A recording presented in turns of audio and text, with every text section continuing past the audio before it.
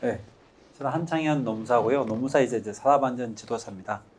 노무사 하시면서 이렇게 산업안전 지도사 자격증 있는 분이 제가 알기로는 아직 한 네다섯 분 정도?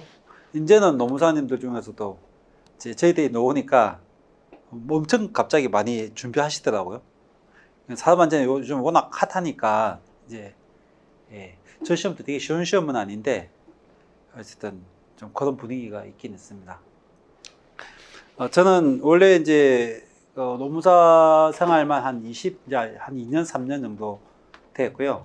노무사 분들은 다양한 일을 하잖아요. 기업 컨설팅도 하고, 뭐 노조 자문하시는 분들도 계시고, 뭐 HR 전문적으로 하시는 분도 계시고, 뭐 집단적 노사관계 쪽에 이제 전문적으로 하시는 분도 계시고, 근데 저는 한 20년 정도 동안 이제 산업재, 특히 근로자들의 이제 산재 신청, 특히 이제 직업성 질병과 관련된 그 업무를 많이 하다 보니까 하여튼 우리나라 모든 직종에서 근로자들이 발생하는 하여튼 직업성 질병을 거의 다 만나본 것 같아요. 예.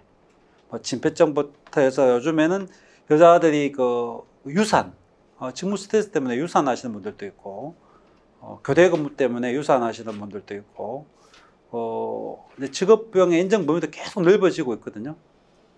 그런 쪽을 쭉 보다 보니까 물론 이제 사고도 많이 보죠. 사고 같은 경우는 이제 뭐 법원에 손해배상 문제도 있고 그래서 사고도 많이 보고 있는데 이제 그거 하다가 이제 근로자들이 이렇게 사망하는 원인을 분석하다 보면 결국 벽에 어디 부딪히냐면은 사업장의 안전관리가 도대체 어떻게 되길래 어떻게 안전보건관리가 실태가 뭐 그렇길래 끊임없는 이렇게 직업성 질병 또는 사고 재해가 이렇게 발생할까는 의문점을 늘 갖고 있었어요.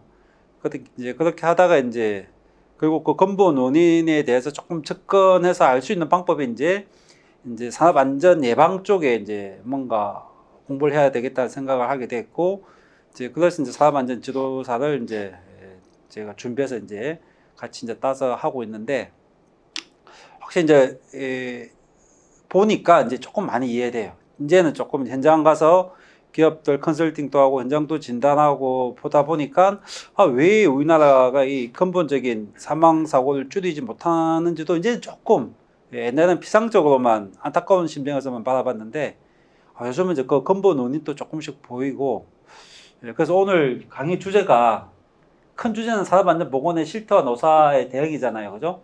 근데 제가 부제를 다룬 게 최근에 이제 중대재해처벌법 제1호 판결 첫 사업 경영 책임자 첫 실형 선고가 나왔잖아요, 한국제강. 그 판례를 보면서 전 이제 첫 판례 어떻게 놓을까 되게 궁금했거든요.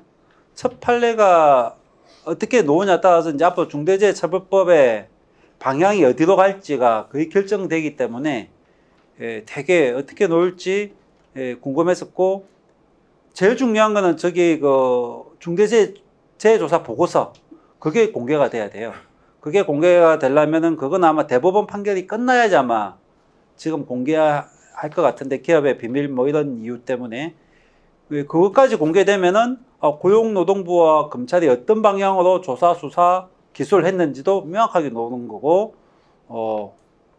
그리고 이제 판결로는 일단 놓았기 때문에 판결만 봤을 때도 저는 되게 중처법이 뭔가 자리를 좀 잡고 있다. 원래 중처법에 대해서는 되게 비판이 많았잖아요. 특히 경영계에서 이 법이 이렇게 추상적이고 이렇게 애매모호해가지고 형법상 사업주를 처벌하는 게 이게 맞냐는 비판이 엄청 많았는데, 판사도 거기에다 뭐 저 판결을 썼을 때는 나름대로 되게 많은 고민과 그런 비판을 표하기 위해서 근거를 가지고 고민했던 흔적들이 판결문에 많이 나와요. 그래서 그런 의미에서도 저 판결은 상당히 의미가 있고, 저 판결을 보면은 제목이 저희들 강의할 때 그냥 산업안전보건법이나 중대재해처벌법에 대해서 해설이라면 되게 쉬운데, 실태에 대해서 뭐 실태에 대한 문제점이라면은 진짜 현장에 대해서 현장이 일어나고 있는 이야기를 해달라는 거잖아요, 그죠? 그래서 저런 강의가 원래 제일 무섭고 제일 어려운데, 어쨌든 저는 저 중대재해처벌법 판결에서 본 그 내용들을 제가 경험한 내용 가지고 붙여보니까 뭔가 우리 현장에 어떤 실태가 나오더라고요. 특히 이제 중대재해처벌법이 이제 작년 1월 23일인가 시행되면서 대부분 대기업이나 공기업, 큰 기업들은 다 안전보건관리 체계를 형식적이든 실질적이든 다 구축한다고 했을 거예요. 그거 구축 안 한 뭐 회사가 거의 없다시피 뭐 다 구축했는데 그 구축한 게 실제 어떻게 제대로 작동됐을까? 그걸 보는 게 어떻게 보면 이 판례의 의미인 거죠. 그게 제대로 작동됐다면은 정말 사망사고가 확 줄어야 그 정상이거든요. 시스템을 짜는 이유는 인간은 누구나 실수할 수 있잖아요. 모든 분야에서. 근데 시스템적 사고를 하자고 하는 이유가 누군가 실수해도 그 시스템이 그런 실수를 예방할 수 있게끔 하기 위해서 우리가 계속 사회적으로도 재난이든 뭐 산업재해든 시스템적 사고를 하는 거고, 그러면 왜 저 한국제강에서는 그 시스템이 어떻게 작동했을까? 저기도 분명히 안전보건관리 체계가 다 있었을 건데 왜 그게 왜 작동이 안 됐을까? 그 주제를 다루기가 정말 좋은 것 같아가지고 제가 이제 한 분야 판사가 이야기했던 하나하나 가지고 이게 왜 작동이 안 됐고 안 될 수밖에 없는지, 실제 현장에서 어떻게 그게 작동되는지에 대해서 조금 설명하면은 저 주제하고 아주 잘 어울릴 것 같아가지고 저 주제를 잡았고요. 오늘 제가 이게 산업안전보건 문제 가지고 이렇게 노사가 이렇게 다 지금 노사 관계자분들이 다 같이 모여 있잖아요. 이렇게 이야기할 기회가 별로 없어요. 노동조합에서 보면은 또 노동조합 입장에서 제가 또 이야기해주고, 또 회사에서 보면은 회사 입장에서 또 뭐 이렇게 중첩법 대설하고 설명하는데, 정말 제일 좋은 자리는 이런 자리인 것 같아요. 원래 노사가 같이 들어야지 뭐가 의미가 있지. 회사는 회사대로 따로 듣고 자기들 혼자 안전보건 예방 처방하고 노조 혼자 막 이야기 듣고, 노조는 실제 들어도 별로 할 게 없어요. 법상은 우리 산업안전보건법도 그렇고 중대재해처벌법도 그렇고 노동조합이 뭐 어떻게 할 권리가 있다, 의무가 있다 말 한마디도 없어요. 네. 뭐 물론 근로자 대표라는 용어는 간간히 산업안전보건법에 있지만은 뭔가 이 안전보건관리 시스템이나 안전보건 활동에 있어서 노사가 뭔가 같이 하면은 제가 볼 때 제일 효과적이고 제일 적은 비용으로 정말 저는 중대재해를 막을 수 있다고 생각하는데, 이유는 모르겠지만은 법에 어쨌든 노사가 같이 할 수 있는 분야가 거의 없다는 거죠. 그게 저는 상당히 큰 문제점인데, 오늘 이렇게 노사가 같이 있는 이런 데서 같이 이렇게 이런 문제를 이야기할 수 있다는 거는 너무 좋은 것 같아요. 그리고 저도 이제 노동조합 강의, 회사들 강의 다 해보는데 다른 주제는 다 민감해요. 노조 앞에 가면 노조에 말 잡으면 큰일 나잖아요. 그죠? 노조에 맞게끔 또 수위를 맞춰서 이야기해야 되고, 또 회사 가면 회사한테 또 맞게끔 다 이야기를 또 조절해야 되잖아요. 왜냐면 노사관계 이슈가 대부분 엄청 민감하잖아요. 근데 저는 안전보건만큼은 내용이 똑같아요. 노동자한테 가서 이야기하는 거나 회사한테 가서 이야기하는 거나 뭐 달리 이야기할 이유가 하나도 없는 것 같아요. 결국은 우리 근로자나 사람을 살리고 다치지 않게 어떻게 하면 할 거냐, 이 이야기를 하는데, 회사 앞에서 다르게 이야기해야 될 이유도 없고 노동조합 앞에서 다르게 할 이유가 전혀 없더라고요. 그래서 이 강의가 산업안전보건에 대한 강의가 너무나 좋은 주제고, 어떻게 반대로 얘기하면은 우리나라 같이 극단적으로 대립하는 이런 노사업 문화에 있어서 그걸 한 방에 해결해 줄 수 있는 분야가 산업안전보건 분야인 것 같아요. 이 주제에 대해서 노사가 다른 의견이 있을 수가 없잖아요. 즉 옛날에는 물론 산업재해 문제에 대해서 회사가 약간 비용의 문제로 적극적이 못할 때가 있었죠. 과거에는. 솔직히 중대재해처벌법 전만 뭐 사망사고가 나도 실제 원청이나 대기업이 처벌받는 일은 거의 잘 없었잖아요. 징역하는 일도 없었고. 근데 중처법이 이제 생기고 나니까 완전히 이제 회사도 이제 분위기가 달라졌잖아요. 지금 뭐 기관장, 시장들까지도, 지자체장들까지도 정말 중처법 위반으로 징역을 살 수 있는 정말 무시무시한 법이 통과됐기 때문에 이제는 회사도 사망사고 나면은 그 비용이 어마어마한 거예요, 이게. 자, 예방에 그 돈을 쓰는 게 더 이제 중요한 시대가 온 거죠.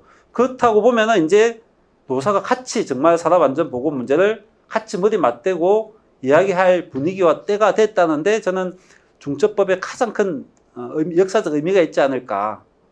그걸 가지고 같이 이야기하다 보면 똑딱 한 마음이 될 거고, 그걸 가지고 다른 집단적 문제나 개별적 노사관계도 좀 접근하면은 정말 이제 조금씩 노사 간의 신뢰가 조금 더 쌓이는 그런 주제로서도 산업안전보고는 상당히 저는 중요하다는 생각이 들고요.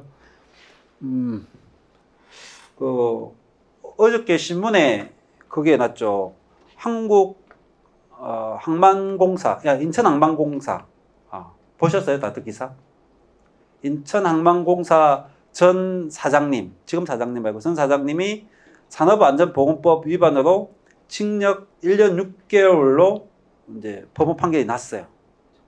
엄청난 획기적인 판결이거든요.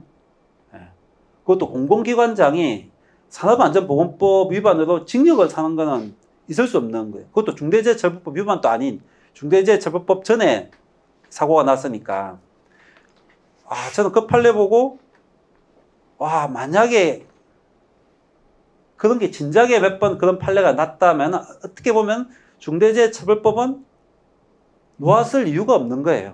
저는 지금 한번 봐도 산업안전보건법 가지고 다 안전보건 활동할 수 있고 예방할 수 있는데 중대재해처벌법이 왜 있어야 되는지 근로자들이나 노조의 마음은 충분히 이해하지만은 산업안전보건법은 얼마든지 처벌할 수 있었거든요.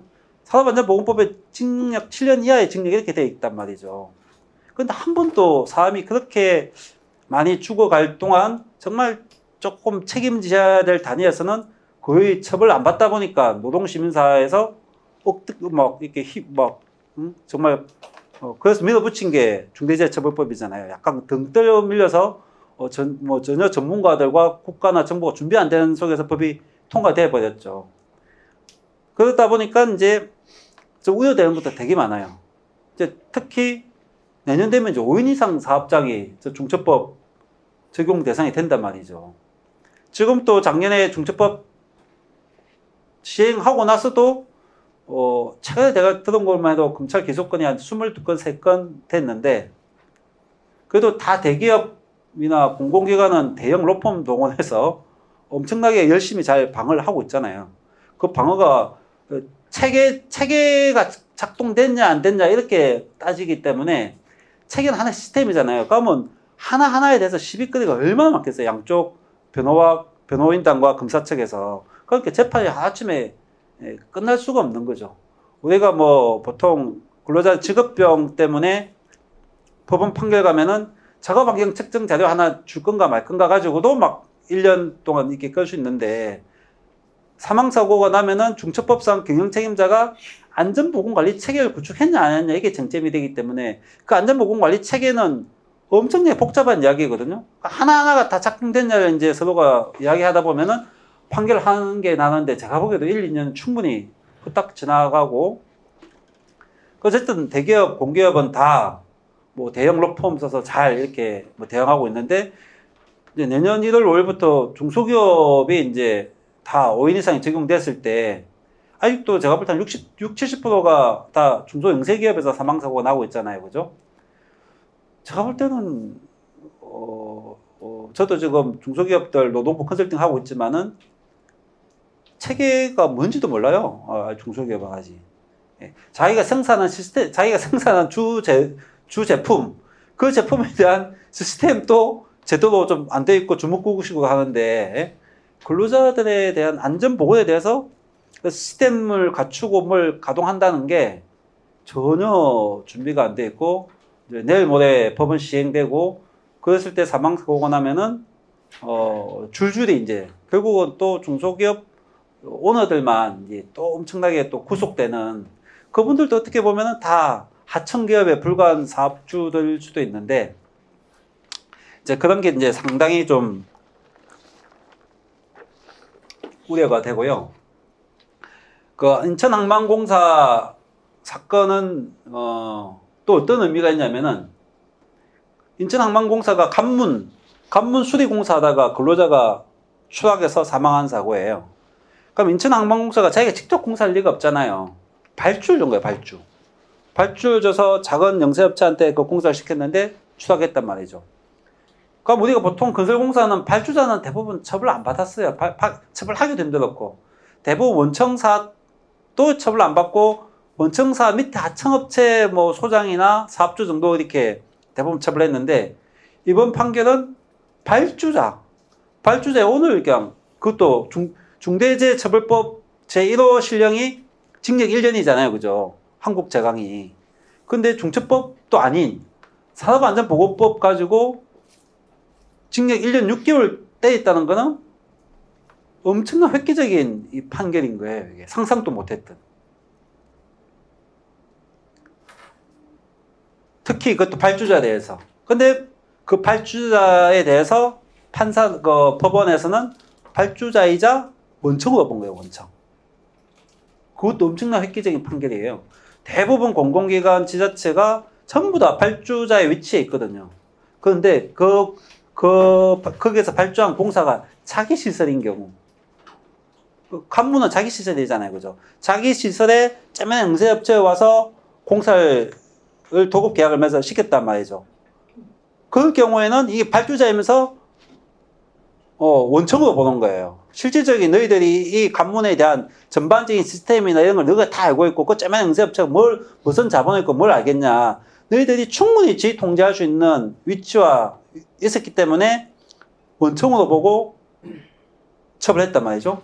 그렇게 따지면은 우리 공공기관 중에 뭐 발전소들 있잖아요. 발전소.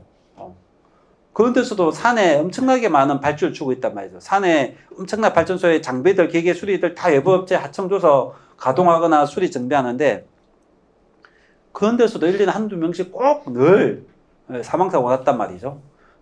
지금까지 그렇게 많이 났을 때도 발전소 책임자에 대해서 경영 책임자를 처벌한 적이 없었단 말이죠, 우리가.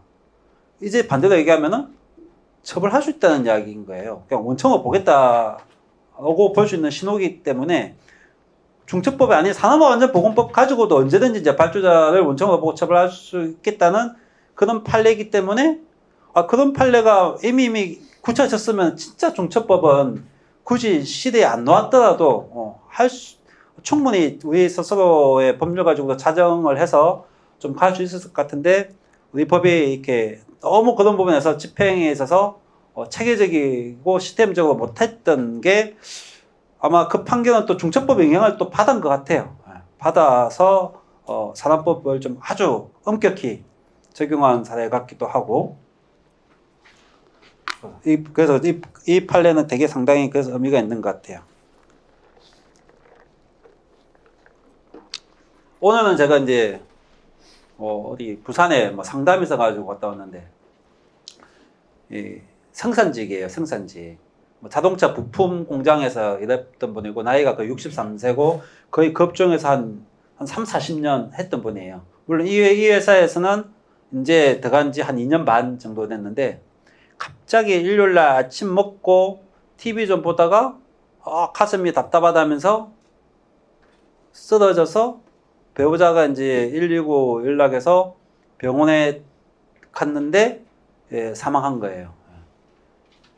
근데 사인은 심근경색 추정으로 나왔어요.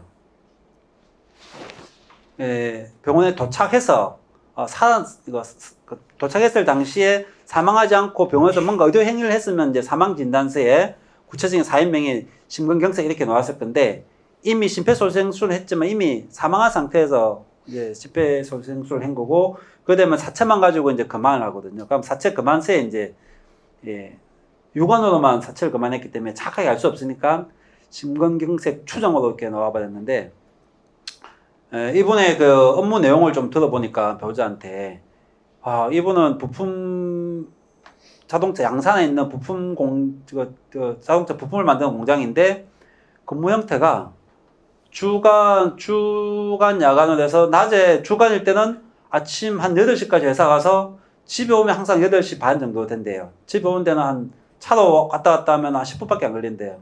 그럼 최소한 하루에 12시간을 그렇게 근무하고 또 한 주 야간에 나갈 때는 야간에도 이제 8시에 역시 나가서 8시 40분쯤에 이제 교대해서 나가서 아침에 또 한 8시 반 정도 되면 들어온다는 거죠. 토요일도 똑같이 근무하고 일요일만 쉰다는 거예요. 와, 이거는 경비원이 보통 그렇게 일하잖아요. 경비원들. 아무래도 그 노동 강도가 조금 작은 육체 노동자하고 정비하고 수리하고 이렇게 하시는 분이 이렇게 이런 근무가 아직도 난 그 요즘에 잘 못 봤는데 아직도 지방에는 이렇게 근무하는 형태가 있다는 거죠. 아주 깜짝 놀랐고 이분 건강검진 이런 기록들 보니까 뭐 혈압이나 당뇨, 고지혈증 하나도 없었어요. 그리고 술, 담배도 전혀 안 하셨고 아무 질병도 없었고 오른쪽 무릎이 설관절이 조금 일을 많이 해서 그런지 그것 때문에 병원을 조금 다닌 적이 있지만 다른 건 전혀 이상이 없었는데 갑자기 그렇게 되면 이제 과로나 스트레스에 의한 그걸 의심할 수밖에 없는 거죠. 그래서 산재를 준비하지만은 그래서 저는 드는 생각이 분명히 그게 이제 주 52시간 위반 사업장일 가능성이 되게 높아요. 뭐 수당을 줬든 안 줬든 법 위반으로 인해서 그렇게 이제 뇌심혈관 질환으로 이제 쉽게 말하면 과로사로 이제 근로자가 사망했을 때 이게 이제 중대재해처벌법이 대상이 되냐 안 되냐 내년부터 5인 이상 이 사업장이 이제 내년부터 5인 이상 사업장이라고 했다면은 지금 중대재해처벌법상 보면 그 사망자 1명 이상이면은 일단 중대재해처벌법 대상이 된다고 되어 있거든요. 그 사망자 1명에 꼭 사고 사망이라고 표현이 안 돼 있어요. 업무와 관련해서 사망했으면 일단 중대재해로 보는 거예요. 크게 법에 그걸 보면은. 그래서 과로 자살이나 이렇게 과로사로 이렇게 사망한 게 이제 그러고 사업주의 법 위반이 이렇게 뚜렷하고 이렇게 될 때 이런 것까지 이제 중대재해처벌법으로 어떻게 될지도 이제 되게 관심인 거죠. 그래 되면은 우리나라는 제가 볼 때는 사고뿐만 아니라 우리나라 질병도 엄청나게 심각하거든요. 우리나라가 한 해 약 800몇 명이 사망 사고가 나는데 질병으로 즉 업무상 질병으로 사망하신 분이 한 1,100에서 1,200명 정도 돼요. 업무상 질병이 훨씬 더 사망 사고가 많아요. 그런데 우리가 노동부나 안전보건공단에서는 나의 사고 사망 줄이기 위해서 막 온갖 캠페인이나 온갖 정책 다 나오잖아요. 근데 업무상 질병 사망자를 줄이기 위한 캠페인이나 이런 이야기는 별로 안 하잖아요. 근데 사람의 사망의 가치가 다르진 않잖아요. 추락해서 사망하나, 업무상 과도로 해서 사망하나, 직업상 암으로 사망하나, 노동 손실 일수는 똑같아요. 국가적으로나, 사회적으로나, 개인적으로나. 그렇잖아요. 그죠? 둘 다 막아야 될 의무가 있죠, 국가에서. 그러면 우리는 이 직업성 질병에 의한 사망에 대해서는 아직까지는 제가 볼 때 우리나라가 그걸 감당할 수준이 안 된다고 봐요. 왜냐하면 눈에 보이는 이 떨어지는 근로자들의 사망사고도 못 잡고 있는데 업무상 질병은 훨씬 더 복잡하게 나타나거든요. 엄청나게 복잡하게 나타나고 근로자들의 개인적 요인도 있잖아요. 거기다가 작업 환경 요인, 업무적 요인, 회사의 조직 문화 이런 게 다 복합해서 질병으로 나타나기 때문에 질병에 대해서 어떤 조직적 예방, 거기에 대한 사업주의 고의 과실에 따른 책임 그런 걸 하려면은 산업안전보건법에 업무상 질병을 예방할 수 있는 법이 촘촘하게 디테일하게 돼 있어야 돼요. 그런데 안전에 비해서 사업주의 보건관리 의무는 되게 좀 느슨하게 돼 있어요. 아직도 저기 옛날 유해물질 취급하는 그런 열악한 공장의 중심에 대한 유해물질 노출이냐 발암물질 관리 그 정도만 돼 있고 근로자들의 어떤 정신건강이나 직무 스트레스 예방에 대한 그런 관련 법률들은 우리가 전혀 거의 준비가 안 돼 있죠. 그분들이 지금 엄청나게 많이 사망하고 있거든요. 쉽게 이제 저도 이제 근로복지공단 질병판정위원 활동하다 보면은 우리나라 산재 신청 제일 많이 들어오는 게 이제 금고결기 질병이에요. 그거는 모든 육체 노동자 같은 경우는 거의 다 한두 대씩 아플 정도로 질병이 많고 신청이 제일 많고 그 다음에 많이 산재 신청 들어오는 게 이제 뇌심혈관 질환도 엄청나게 많이 들어오거든요. 뇌심혈관 질환 중에 제가 볼 때 제일 많은 직업군이 어디인 것 같아요? 경비원분들이에요. 경비원분들. 꼭 가면은 하루에 한 12건 정도 하는데 한두 건은 반드시 경비원분들이 들어와요. 그럼 그분들은 도대체 제가 들어갈 때마다 한 번씩 이렇게 사망이 있는데 경비원들의 뇌심혈관 질환을 예방하기 위한 어떤 법률 제도 개선이나 그건 전혀 없어요. 그분들은 나이가 좀 많죠. 나이가 많다고 해서 생명의 가치가 달라지는 건 아니잖아요. 추락 사고는 막기 위해서 정부에서 엄청난 지침을 많이 내는데 경비원분들이 다 어떻게 보면 우리 아버님 같은 세대고 어르신들인데 그분들이 그렇게 뇌실명간 질환으로 사망하고 있는 걸 통계가 다 있고 정부도 다 알고 있는데 왜 거기에 대한 지침이나 법률 개정이나 어떤 사회적 대응이나 이런 거는 노동계도 별로 목소리가 크지도 않고 정부도 목소리가 크지도 않고 이런 건 왜 이렇게 이슈화가 안 될까? 똑같은 사람의 목숨인데 그 심각하거든. 특히 야간 교대 근무 자체는 이제는 우리나라 수준 되면은 정말 꼭 필요한 업종. 반드시 그 야간 노동을 하지 않으면 사회가 굴러가지 않는 저는 그런 업종이 한정해서 한정해서 해야 된다고 저는 개인적으로 봐요. 그런데 기업의 업무 효율화를 위해서 주 야간 교대 근무가 아직도 너무 남발되고 있거든요. 경비원들 같은 경우는 밤에 다 무급이에요. 그거 하면 이제 52시간제 걸리니까 밤에 다 무급 하면서 초소에 차게 만들어요. 초소에. 무급이면 집에 보내줘야지. 여러분 생각해보세요. 여러분 무급인데 회사 남아있으라면은 그게 말이 돼요. 사람은 집에 가야 쉴 수가 있잖아요. 쉬고 생체 리듬도 복귀하고 휴식도 취할 수 있고 이럴 수 있는데 그 근로조건의 계약서에 다 아침에 교대해서 나가게 돼 있고 그럼 야간 수당이나 단기 수당을 줘야 되지. 다 휴식 시간으로 잡아놨어요. 그걸 다 인정하고 낮에도 4시간을 휴식 시간 잡아놔요. 그럼 그분 소소에 앉아서 아무 일도 안 하겠어요? 그래도 뭐 택배도 받고 뭘 일을 하잖아요. 그러니까 너무 이게 그럴 것 같으면 그냥 딱 8시간만 하고 돌려보내면 되잖아요. 그렇게 휴식을 많이 할 만큼 근무가 필요 없으면은 왜 근무 시간을 희한하게 짜가지고 집에도 못 가게 12시간 막교대하게 만들어 24시간 막교대 만들어 놓고 그러면 다 최저임금 맞추려고 그렇게 하다 보니까 그분들이 다 고령이잖아요. 그죠? 고령에다가 혈압, 당뇨, 고지혈증이 다 있단 말이죠.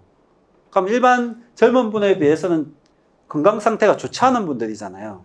거기다가 주야 교대 근무하면은 생체 리듬 자체가 파괴돼 버린다는 거죠. 그래서 이렇게 다 갑자기 밤에 추울 때 심근경색이 오거나 막 쓰러지고 그런단 말이죠. 이걸 근로복지공단이나 산업안전보건공단도 다 알고 있어요. 이 문제에 대해서. 그런데 여기에 대해서는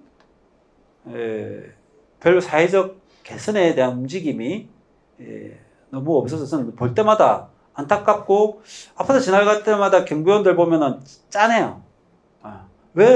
왜 따뜻한 배우자나 자식들 집에서 자야지 왜 야간에 돈이나 주든지 가면 돈도 못 받고 그 좁은 초소에서 자야 되는지 어떻게 자는지 아세요? 그것도 정말 이렇게 옆에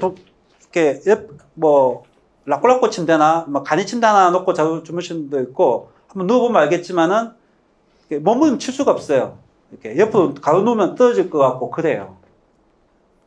그리고 차 계속 왔다 갔다 하죠. 밤에 또 차 빼달라면 또 나가야 되죠. 그럼 거의 경비복 입고 그냥 자요. 그리고 안에 경비실 옆에 쪼매난 화장실 같은 게 하나 같이 달려 있어요. 그 화장실에서 샤워도 못 해요. 위험해. 거기서 자기 밥 해먹고 다 하고 그게 살아야 된다. 생활해야 된다. 이 말이죠. 너무 이게 우리가 소득 수준으로 따지면 이미 GDP가 일본 우리가 초월했다고 하잖아요. 이제 뭐 경제 7위인 대국인데 이런 경비 안전보건 차원에서 이런 경비 의 문화는 정말 납득이 안 되는 그런 것부터 뭔가 뭐 노동부나 산업안전보건공단이 정말 개선하려고 물론 요즘 지자체에서도 개선하려고 하는 움직임이 있긴 있는데 많이 이해가 한 것 같고요. 지금 2시간 반 강의라 가지고 서두가 너무 많이 길었죠? 네. 그럼 조금만 이제 본론 들어가 볼까요?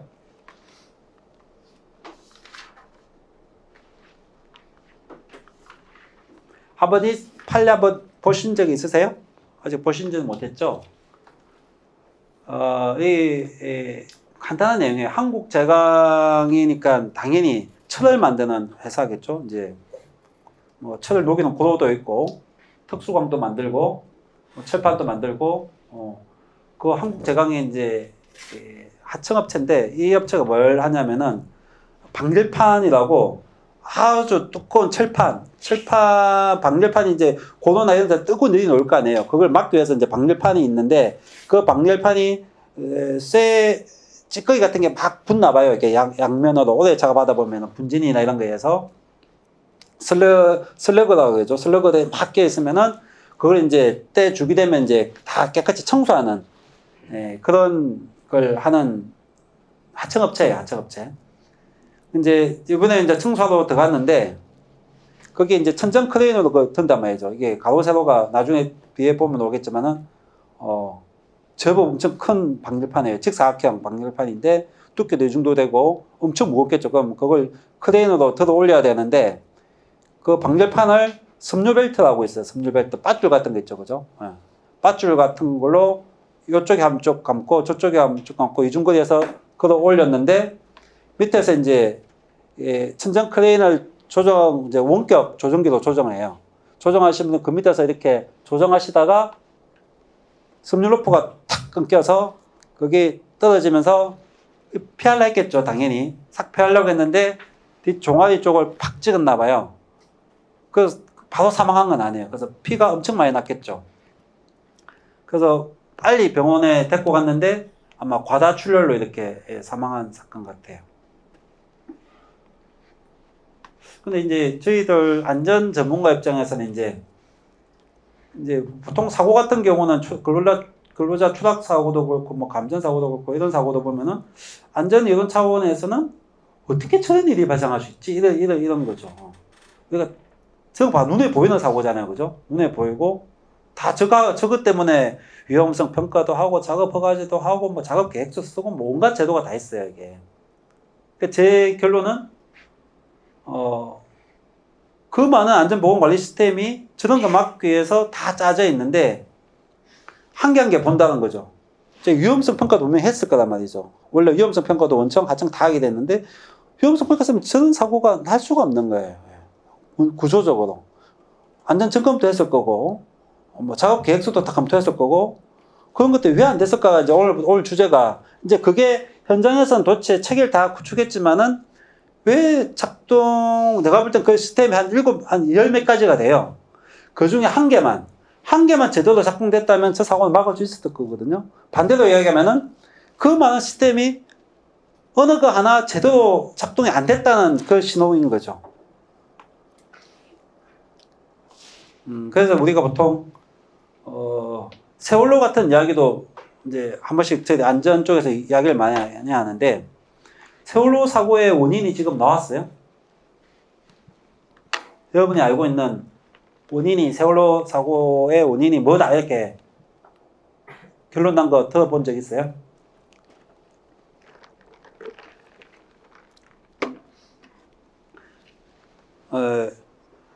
형사사건 있잖아요. 폭행이나 치사 뭐 이런 거는 원인 금방 나와요. 칼로 어디를 찔러서 누가 어디 둔부로 뭘 가격해서 이렇게 나오는데 안전사고는 사고 원인이 쉽지가 않아요. 안전사고는. 즉 그 말은 사람이 사람을 누가 때리고 가해 행위는 이게 조금만 경찰 조사하면은 정확하게 누가 어떻게 해서 어떻게 죽였다는 그게 되는데 산업안전사고는 시스템적 원인에 의해서 사고 나는 경우가 상당히 많다는 거죠. 세월호만 보더라도 아직까지 정확하게 이것 때문이라고 아무도 이야기 못해요. 그 많은 학생들이 동시에 물에 빠져 죽고 TV도 다 사고 경위까지 다 봤잖아요. 그러니까 모든 전문가가 다 봤음에도 불구하고 저 배가 왜 그때 그 바다에 빠졌는지에 대해서 안전 전문가든 어느 전문가든 이것 때문이야 이렇게 말하는 사람이 아무도 없다는 거죠. 못한다는 거죠. 즉 산업안전이든 그런 사고는 여러 가지 원인이 중첩돼서 나타날 수 있다는 거죠. 뭐 이야기 들리는 거는 그 선장이 비정규적이고 초보라서 배를 제대로 잘 못 몰아서 그렇게 됐다 이런 말도 있고 그런 것도 하나의 원인이고 갑자기 그 진도 앞바다에 물살이 조류가 센데 급회전해서 그렇다는 그것도 하나의 원인이다 이렇게 뭐 원인이라고 이야기하는 사람도 있고 그때 이제 차량을 다 올리는 배니까 차량을 결속을 잘 못해서 한쪽으로 배가 쏠려서 이게 전복될 것이다 하는 의견도 있고, 뭐, 그렇게 원인이 한 수십 가지가 되는 거예요. 근데 사고 난 거는 그 중에 어느 하나만 제대로 됐으면은 그 배가 침을 안 할 수도 있던 거죠. 그 우연에 어느 날 아다리 맞는다고 그러죠, 표현이. 딱 겹쳤을 때, 예, 안전사고는 발생할 수 있는 거죠. 그럼 그 진도 앞바다에 그 배만 그렇게 다녔냐? 그럼 그 배만 비정규직 선장이었냐? 아니죠. 다 비슷한 배들 다 동일했겠죠? 그럼 그 배만 그 물살에서 이렇게 급회전했겠냐? 다른 배들 다 그렇게 제일 빠른 코스니까 그렇게 갔겠죠. 그럼 그 배만 그 물살이 센데 지나갔겠냐? 그럼 그 배만 차량을 제대로 안 묶었겠냐? 그럼 다른 배는 10년, 20년 동안 아무 사고가 없었는데 왜 이 배만 이랬을까? 그랬을 때 그게 다 동시에 겹치는 어느 지점이 딱 되면은 사고가, 사망사고가 이렇게 날 수 있다는 거죠. 그래서 우리가 사업 안전에 있어서 작은 사고가 계속 나다 보면은 언젠가는 사망사고가, 똑같은 사고에서 사망사고가 난다고 봐요. 예를 들면 여기도 우리가 좀 높은 단상이라고 보면은 강의실 구조가 좀 특이해서 높은 단상이 이 정도 되는 데 있다면은 이게 수십 명의 강사가 10년 동안 강의해도 사망사고를 날 일이 없어요. 근데 어느 강사가 너무 흥분해서 이야기하다가 떨어지면은 사망사고가 날 수 있는 거죠. 그 전에도 몇 번 이러다가 겹질른 분들이 한 100명 정도 놓을 수 있던 거죠. 10년 동안. 그런 게 쌓이고 쌓이다가 정말 컨디션 안 좋고 그날 너무 흥분한 그런 분이 한 명 딱 놓으면은 사망사고가 나는 거예요. 그럼 사망 원인에 그 강사가 너무 흥분해서 떨어졌어. 이렇게 쓸 수 있어요? 그렇게 못 쓴단 말이죠. 산업 안전 분야에서는. 그래서 안전사고에 있어서 사망의 정확한 원인은 시스템적 원인을 다 밝혀야 되고 거기에는 이제 안전보건관리 체계 문제가 들어가는 거예요. 체계가 제대로 구축되어 있으면 어느 근로자가 실수해도 이거는 사망사고가 날 수 있는 거고 안 날 수 있는 거고 그래서 안전보건의 핵심은 근로자와 작업자를 볼 때 저는 그렇게 봐요. 불안전한 인간. 인간은 불안전하다고 봐요. 제 개인적으로. 아무리 그분이 공학 박사고 기계학 박사고 건설 안전 박사라도 자기가 안 가본 현장에 딱 잡아놓으면 바보 돼버려요. 특히 저도 산업안전 전문가지만은 처음 어떤 다른 공장에 딱 들어가면은 서부화력발전소 제가 컨설팅할 얘기해서 발전소 내부를 들어가 봤어요. 그 소음과 기계 장비 설치해서 그냥 아무 소리 안 들리고 바보 돼. 앞사람만 줄줄줄 따라다녀요, 제가. 구조를 하나도 모르니까. 거기에 아무리 자기가 소방 전문가고 소방 시스템 점검하러 온 사람이라도 다른 현장에서 일반 소방서에서 근무했던 분이 그 화력발전소 들어오는 순간 보일러실 그 탱커에 가는 순간 바보가 된다는 거죠. 구조를 모르고 이 소리, 소음, 소리 이런 데 대해서 사람이 주눅이 들면은 보이는 길도 안 보이고 그러다 보면 실수가 나오는 거예요. 그러면은 그래서 사람은 누구나 안전 이론에서 저는 작업자를 볼 때 좀 심하게 얘기하면은 7살 남자아이로 봐야 된다. 7살 남자아이. 7살 남자아이가 어떤 애들인지 알죠? 그 애들 비하하는 게 아니고 그 애들이 금방 교육한다고 엄마 말 잘 듣나요? 야, 뛰다가 넘어져. 소파에서 뛰면 안 돼. 분명히 교육했잖아요. 안 뛰어요? 막 펑펑 뛰잖아요. 근로자도 똑같아요. 어저께 꼭 안전모 써야 돼요. 이렇게 한다고 근로자들이 작업하다 듣고 답답하고 벗을 수도 있는 거고 안전벨트 꼭 매야 돼요. 분명히 교육 안 했을 리가 없죠. 했는데 작업하다 보면은 이동할 잘 걸 데도 없고 불편하고 하면 여차하면 이게 푼단 말이죠. 또 분명히 교육했지만은 사람이 교육한 게 하루만 지나면 거의 70% 잊어버린다 하거든요. 그러면 이게 공장이나 건설 현장이나 공장은 작업자들의 안전을 위해서 설계한 공간이 아니잖아요. 다 효율적인 시스템 중심으로 짜있고 우리가 거기에 들어가서 빨리 기계가 돌아가게끔 작업하는 구조로 되어 있다 보니까 언제든지 우리는 착각하면서 다칠 수가 있어요. 저도 취미생활로 목공을 해봤는데 계속 목공하다 보면 동일한 나무 조각 계속 같은 동작을 깎아낼 홈을 팔 때가 있어요. 눈에 보고 톱날이 지나가는 거 보고 있음에도 불구하고 반복 동작하면 멍청해지면서 손이 탁 가요 이게. 그러면 저도 여기 아직도 상처가 있는데 탁 베일 때가 있어요 이게. 그리고 띠톱 같은 것도 앞에 분명히 내 눈앞에 있는데 계속 반복 동작하면 위에 톱날이 길게 지나가는 게 안 보여가지고 머리 갖다 대서 여기 찢어지는 사람도 있단 말이죠. 그러니까 사람은 누구나 실수할 수 있는 거예요. 특히 작업 현장에 들어가면은, 건설 현장이나 제조 현장이나 어디든 이런 데 들어가면은 아무리 똑똑하고 교육시키고 해도 사람은 실수와 착각을 하고 판단 오류가 있을 수 있고 잠을 볼 수도 있고 소음에 집중을 못할 때도 있단 말이죠. 그럼 안전보고는 뭐냐면은 사람은 그렇다는 걸 이해하고 분명히 쟤는 실수할 수 있어를 이해하고 실수해도 뭔가 안 다치게끔 조치를 2중, 3중 하는 게 어떤 시스템적 사고인 거죠.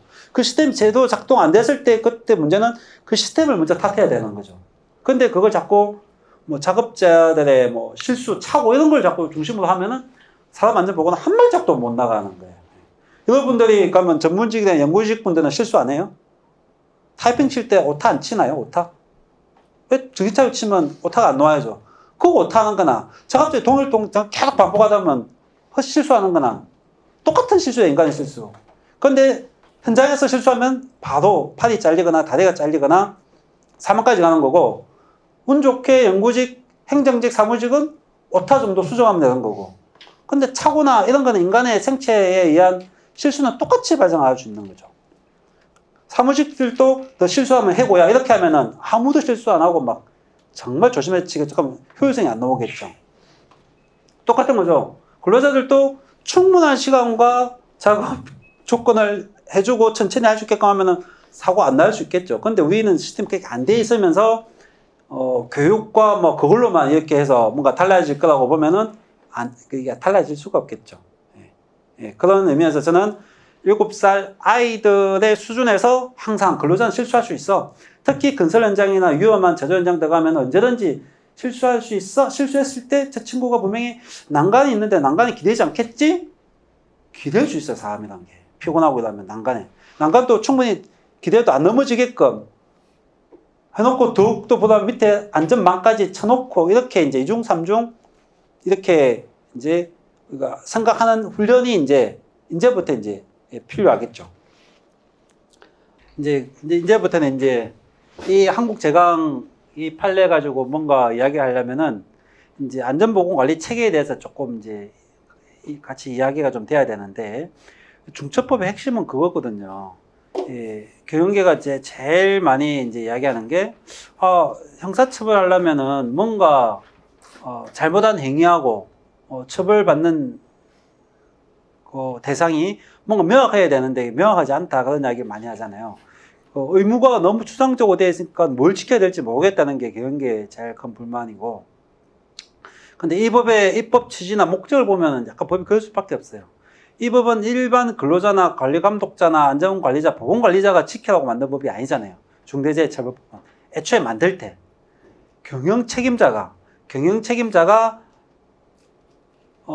직접 고용한 근로자뿐만 아니라 경영책임자의 어떤 시설이나 사업과 관련해서 도급 용역을 주는 그 종사자들까지도 안전보건을 확보하라고 이렇게 의무를 부여해줬고 그 확보하는 방법 중에 하나가 너 다른 건 하지 말고 안전보건관리 체계를 구축하고 그 체계가 제대로 집행되고 있는지를 확인 감독하고 이행해라고 돼 있어요. 이게 그러다 보니까 그 경영 책임자 보고 구체적으로 뭐 사다리나 어떻게 안전지침을 지키고 이런 이야기는 할 수 없잖아요. 그런 이야기는 이미 산업안전보건법에서 다 돼 있단 말이죠. 촘촘하게.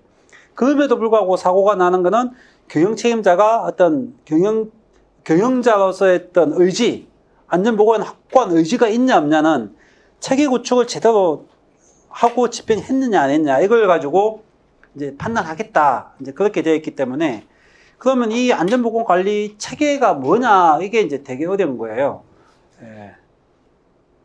우리가 보통 인사관리 시스템 이런 이야기 들어보잖아요, 그죠? 하나의 회사에서 인사관리하기 위해서는 채용에서부터 퇴사할 때까지 그 회사의 그 인사관리 계획이 있잖아요. 목표도 있고 방침도 있고 그걸 시스템으로 문서화해 놓은 것도 있고 문서화된 거 실제 집행도 하잖아요.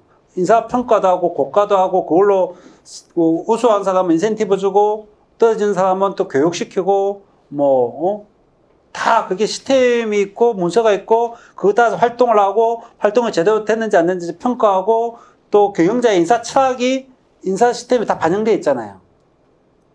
똑같아요. 이제 제품을 만들어내는 시스템뿐만 아니라 그 제품을 만들어내는 근로자들의 안전과 건강에 대한 문제도 똑같은 인사관리 시스템처럼 하나의 시스템을 만들어서 목표를 정하고 방침을 정하고 계획을 수립하고 그 계획이 수립된 대로 안전보건 활동을 하고 활동을 제대로 됐는지 안 됐는지 점검하고 평가하고 문제가 있으면 다음 계획에 반영하고 이 과정을 해라는 게 중대재해처벌법의 핵심 목표예요. 근데 그걸 목표를 가면 구체적으로 이렇게 정해라 저렇게 정해라 할 수가 없잖아요. 방침을 이렇게 정해라 저렇게 할 수는 없잖아요. 그거는 회사가 자율적으로 하는 거예요. 이 큰 체계화 시스템을 가동해라는 거예요. 이게 법의 취지가. 그래서 대기업이나 공기업 가보면은 컨설팅을 막 다니다 보면은 의외로 체계 시스템에 대해서 잘 몰라요. 이분들이. 안전보건 담당자 20년 하신 분들도 안전보건 체계 구축돼 있나? ISO 45001이 있는데 그럼 그게 우리 체계인가? 잘 뭔지 모른단 말이지 이게. 아직까지 체계 시스템적으로 우리가 고민한 적이 없었어요. 그냥 대기업 같은 경우는 수출하기 위해서 안전보건에 대한 국제표준이 어떻게 보면 ISO 45000 이런 게 있거든요. 식품위생표준이라든지. 그럼 안전보건에 대해서 국제적으로 수출하기 위해서 어쩔 수 없이 45000 인정받아야 되니까 안전관리팀에서 외부 컨설팅 줘서 문서만 해놓은 적이 많았죠. 근데 그거는 우리나라 법하고는 전혀 안 맞아요. 그냥 국제표준이니까 대부분 추상적인 규정으로만 돼 있어요, 이게. 저도 그 ISO 심사원으로 등록돼 있지만은, 도대체 이거 가지고 무슨 이게 체계 시스템인지, 무슨 말인지 제가 봐도 한마디도 모르는 추상적인 용어만 너무 많이 나와 있고, 우리나라 산안법이나 중처법하고 전혀 이렇게 매치가 돼 있지도 않고, 그래서 우리나라 산업안전보건공단에서 우리나라에 맞는 안전보건관리 시스템을 만든 거예요. 그게 코스 IMS란 거예요. 우리나라 산업안전보건법에 맞게끔 기본적인 그 사업장의 안전보건 시스템을 인정해주는. 이거는 ISO는 우리나라 지금 민간기구에서 민간 사업장에서 다 인정해주니까 너무 쉽게 남발돼요. 아무 근거도 없고. 그런데 이건 코스 IMS는 우리나라 공공기관 산업안전보건공단이 심사를 통과해야지 되기 때문에 나름대로 신뢰성과 그런 게 있죠. 그래서 그거 정도 인정받으면은 그나마 그것도 체계인 거죠. ISO 45001도 하나의 체계예요. 근데 어떤 사업장 가면 ISO 45001도 인정받아 놓고 코스 MS도 인정받아 놓고 그러면 한 사업장에 안전보건에 관련 체계 시스템 2개가 돌아가는 거예요. 그것도 웃기는 거예요. 한 사업장에 인사관리 시스템이 2개가 돌아간다는 게 말이 돼요? 이해가 안 되잖아요. 그죠? 하나의 인사 시스템이 굴러가야지 모든 근로자한테 공평하게 원칙적으로 할 수가 있는데 2개의 인사 시스템 돌아간다는 게 말이 안 되잖아요. 거기다가 또 어떤 데는 잘 모르니까 중첩에 맞게끔 또 안전보건관리 시스템을 또 짜요. 그러면 공기업인데도 A 공장은 ISO 45001로 운영하고 B 공장은 코스 MS가 되어 있고 본사는 또 중대재해처벌법으로 처벌에 맞는 또 체계를 구축해 놓고 이건 말이 안 되잖아요.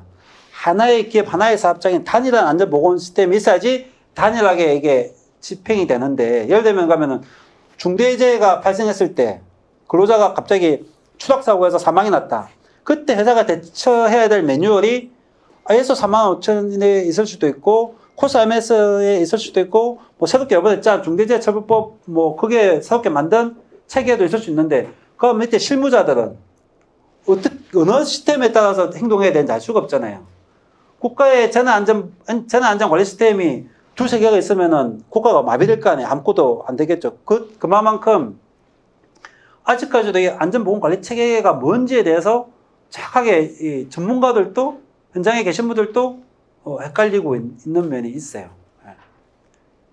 그래서 여러분들도 노사 다 전문가들이시고 회사 다 그렇게 하고 있다면 우리 사업장에는 안전보건관리 체계가 있냐 이런 거에 대해서 한번 물어보시고 코스 IMS가 구축되어 있다면 그것도 하나의 시스템이거든요.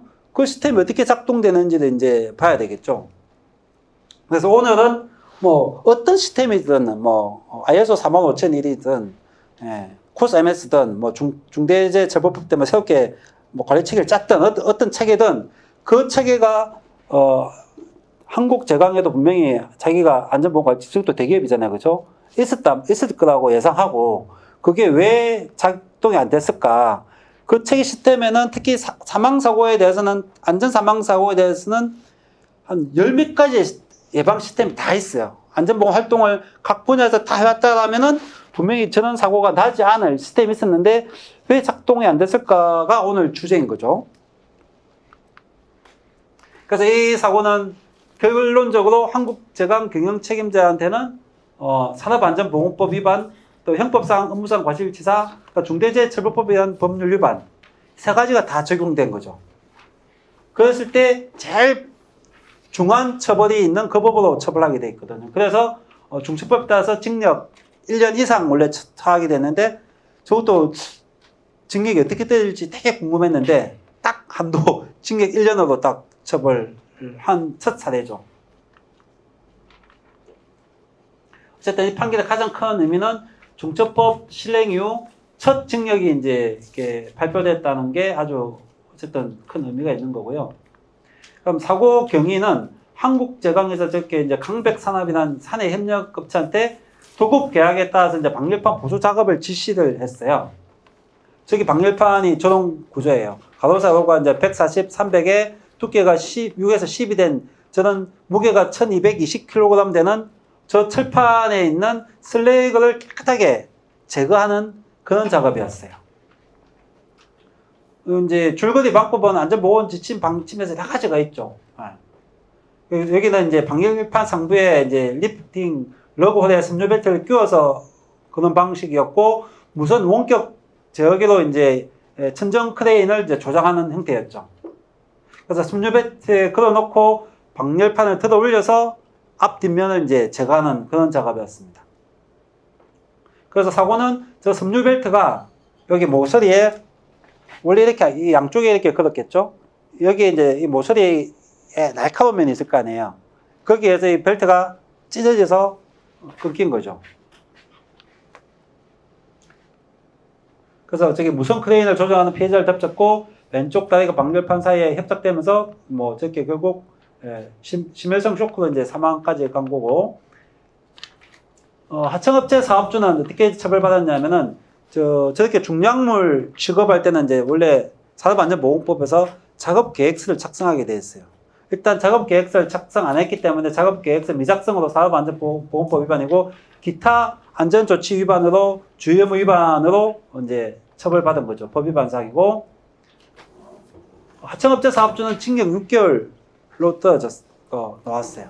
원청 경영책임자는 징역 1년이고, 즉 이 의미는 저 사고의 책임은 하청업체보다는 원청의 도급인의 관리 의무 소홀이 더 주된 원인이다.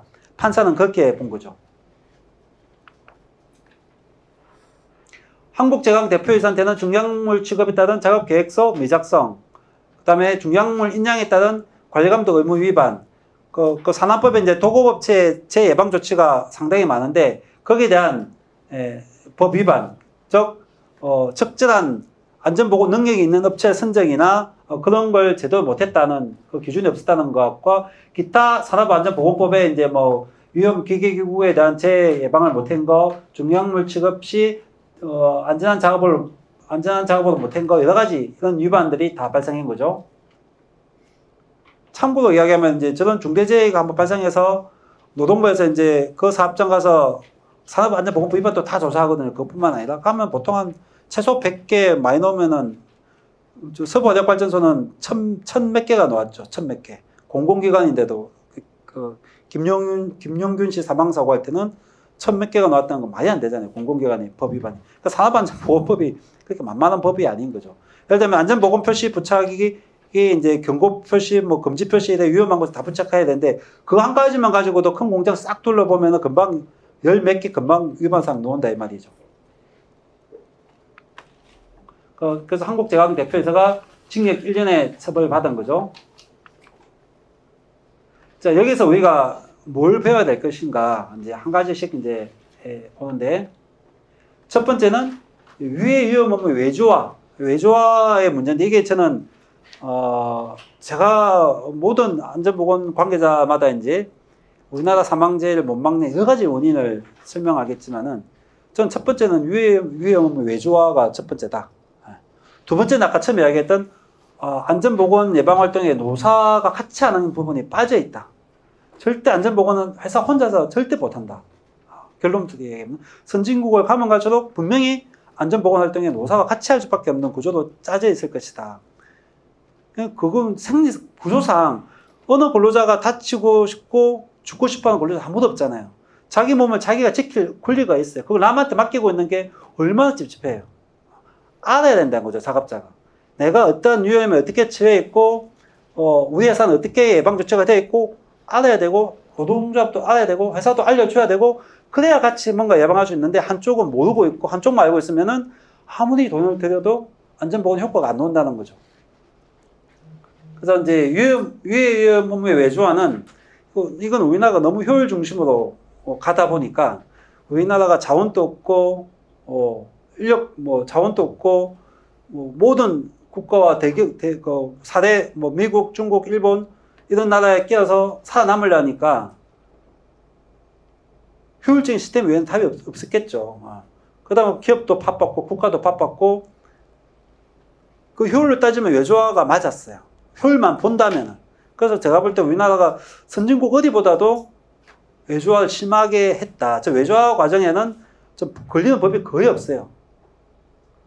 이건 꼭 필수 업무니까 외주화가 안 되는 이런 법이 없단 말이죠.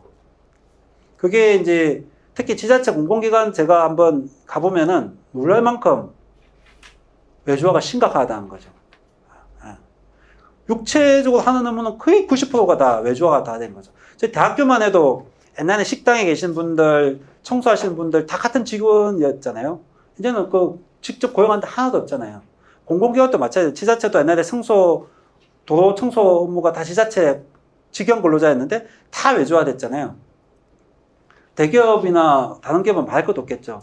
이게 효율적으로는 됐는데 그 효율 때문에 국가가 이제는 GDP가 그렇게 성장하고 7대 강국이 됐지만은 반대로 그만큼 많은 노동자의 사망과 질병은 깔려 있었던 거죠.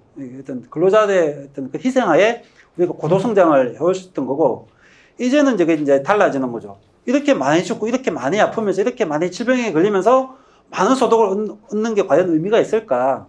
이제 조금 적게 벌고, 조금 적게 가더라도 다 같이 안전하고 건강한 사회로 가기 위해서는 이제는 위험의 외주화를 다시 고민해 봐야 되지 않을까. 이제는 이게 효율적이지 않을 때도 왔어요. 강백산업 저 회사는 폐업을 해버렸어요. 회사가 무너져버려서 이제 중대재해처벌법 하나 적용되면은. 이제 대기업 오늘도 1년 이상 구속돼 버리면 그 대기업도 어찌 될지 몰라요. 유럽 같은 경우에 사망사고 나면은, 매출액에 몇 프로 이렇게 떼이잖아요. 매출액에. 지금 우리나라가 산업안전보건법 위반하면은 대기업이든 근로자든 똑같이 법 위반 하나에 500만 원씩 이렇게 떼이지만은 유럽 같은, 영국 같은 데는 매출액에 10% 이렇게 떼버리면 그냥 기업이 흔들흔들 해버려요. 그러면 이제는 위험의 외주화가 과연 효율적이냐. 이제는 완전히 다른 이야기라는 거죠. 유럽이 사업을 우리보다 더 중시해서 그런 게 아니고 법이 그렇게 옛날부터 강하게 들어갔기 때문에 예방하는데 돈을 이제 많이 쓰고 자원을 많이 투자했던 거죠.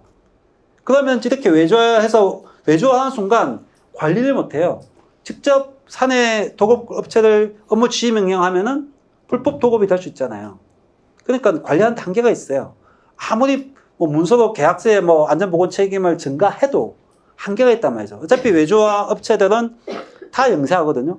그 영세한 업체가 다시 또 몰래 또 하청을 줄 수도 있고, 특히 건설 현장은 더 심각하잖아요. 100억짜리 공사 들어가봐야 원청에서 한 10명 올까 말까예요, 직원들이.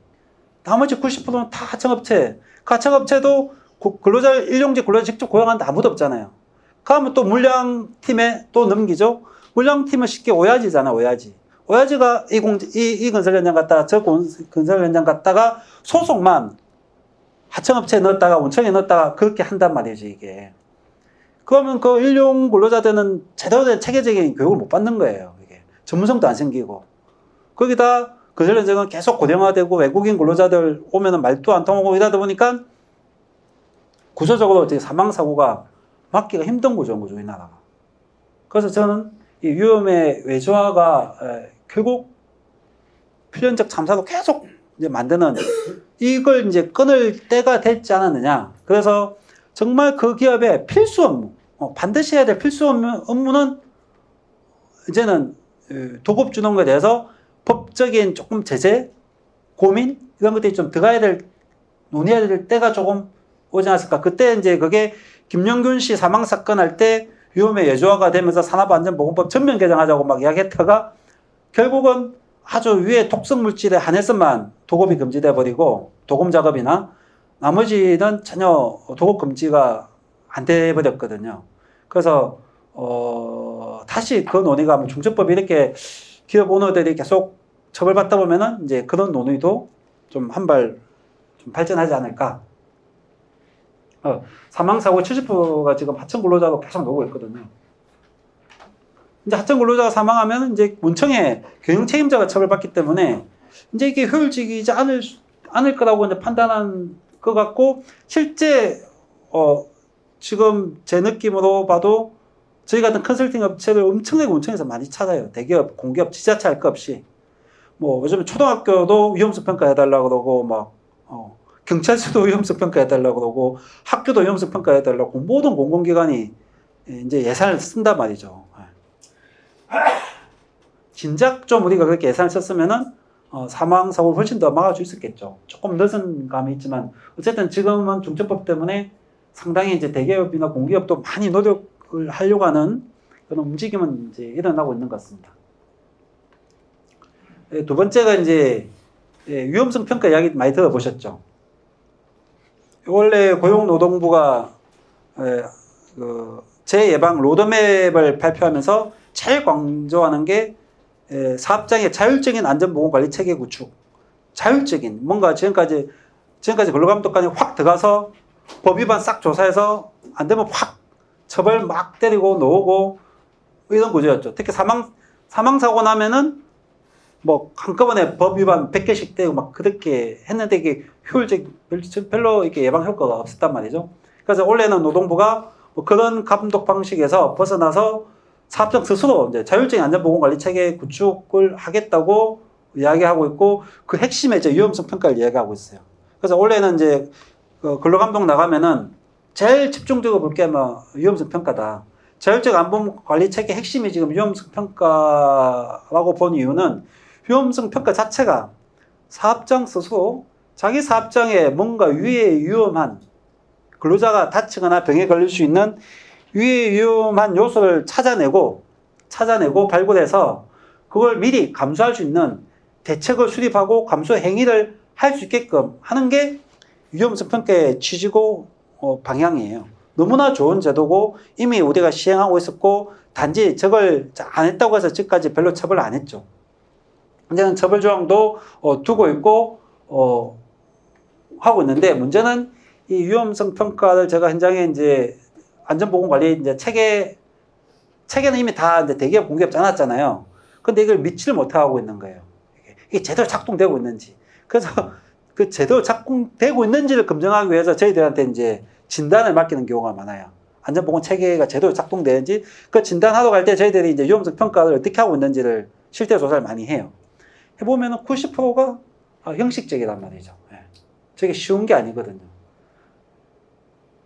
작업자들이 원래는 위험성 평가는 그 작업하시는 분들과 관리감독자 같이 스스로 평가해야 되는데, 제일 대표적인 게 현장에 없는 관리직이 착상해서 위험성 평가를 다 해버리거나, 관리감독자는 평가할 능력이 안 되니까 안전관리자나 보건관리자가 다 해버리거나, 아니면은 작년에 형식적으로 해놓은 위험성 평가를 그대로 재탕3탕하거나, 아니면은 안전보건공단에 있는 뭐 홈페이지에 있는 위험성 평가 내용을 그대로 붙여넣기 하거나, 이런 게 너무 많단 말이죠, 이게.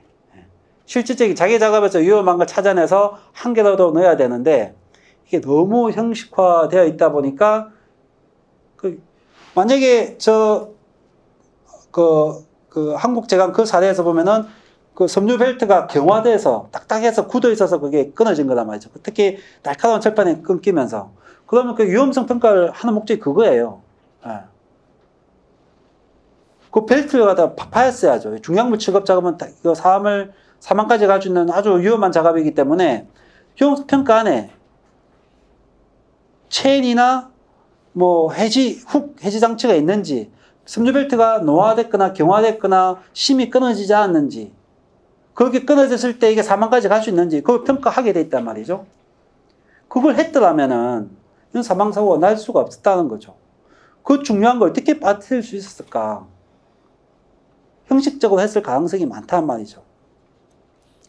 그게 체크돼 있어도 서류상에만 체크되고 현장에서는 아무도 그걸 안 보고 거기에 대해서 감소치에 대해서 이행했는지 안 했는지 관리 감독도 안 했을 수도 있죠. 위험성 평가는 하청업체뿐만 아니라 그 작업을 시킨 원청도 같이 해야 되는 거예요. 그럼 원청은 하청업체한테 맡기고 안 할 수도 있죠. 하청업체가 형식상 쓴 위험성 평가만 받고 그냥 확인도 안 해보고 전사고가 날 수 있었던 거죠. 그렇게 의심을 해보는 거예요. 과연 제대로 위험성 평가를 하청업체가 하고 원청도 하고 실제 그게 이행 조치를 했는지가 제대로 집행됐다면은 저런 사고는 막을 수 있었죠.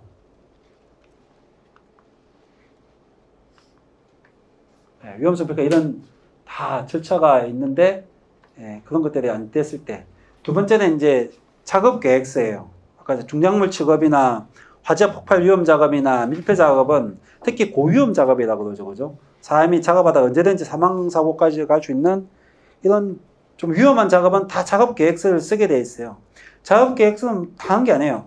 작업 순서, 작업 방법, 작업할 때 혹시 위에 위험한 게 뭐가 있을지, 그렇게 했을 때 어떻게 대피하고 어떻게 재해를 방지할 수 있는 방지 대책까지 이렇게 작업 계획서에 근로자가 어떻게 보고 차용해야 될지 그런 걸 작업 계획서에 다 담게 돼 있어요. 그 위험 작업. 그러면 그 작업 계획서 쓸 때 이미 저 작업에 대해서 다 검토했을 거란 말이죠. 그러면 저게 전 사고가 작업 계획서를 제대로 쓰고 제대로 관리 감독했다면은 저 사고는 막을 수 있었단 말이죠. 그럼 저것도 역시 저렇게 중요하고 위험한 작업임에도 불구하고 계획서를 썼대 형식적으로 썼거나 아니면 썼대 중요한 내용이 다 빠졌거나 아니면 아예 안 썼거나 법원 판례는 안 썼다고 돼 있어요. 아예 작업 계획서 자체를. 있을 수 없는 얘기죠. 책의 시스템 보면 분명히 저런 거는 써야 된다고만 매뉴얼에 나와 있을 거예요. 예. 근데 저게 체크가 안 된다는 거죠, 저게. 그 작업 계획서는 뭐 타워 크레인, 차량기 하약 운반 작업, 뭐 건물등 해체 작업, 저게 중량물 취급 작업, 저런 것들 다 깊은 굴착하는 작업, 다 그리고 활선 작업, 활선 전개 작업 다 작업 계획서 쓰게 돼 있거든요. 그다음 안전작업 허가제. 안전작업 허가제는 산안법에서 의무적으로 해야 되는 건 아니에요. 그런데 요즘에 도급을 주는 작업장에서 대부분 원청이 하청업체 보고 위에 위험한 작업, 아주 고위험 작업은 안전작업 허가제를 다 시행해요. 특히 공공기관 100% 다 시행하고 있고 저걸 하기 위해서는 저 작업하기 전에 그 작업하는 업체에서 작업 신청서를 넣죠. 작업 허가 신청서를 넣고 원청에서 검토하고 충분히 방호 조치나 재해 예방 조치가 됐다 싶으면은 허가를 내주고 작업할 때 가서 또 관리 감독해야죠. 그렇게 작업 허가 내준 대로 제대로 하는지. 그럼 저거 방열판 작업도 당연히 중량물 작업이기 때문에 안전작업 허가 대상인 거죠. 그러면 저 작업할 때 원청에서 관리 감독하고 지켜보고 벨트가 이미 그렇게 경화되어 있고 탁탁하고 굳어 있고 그 날카로운 것에 아무것도 안 되고 바로 섬유 벨트를 감았다면은 문제 있어 작업 중지해야 되고 이렇게 했어야 되는데 그런 작업 허가 시스템이 전혀 작동 안 됐을 가능성이 있죠.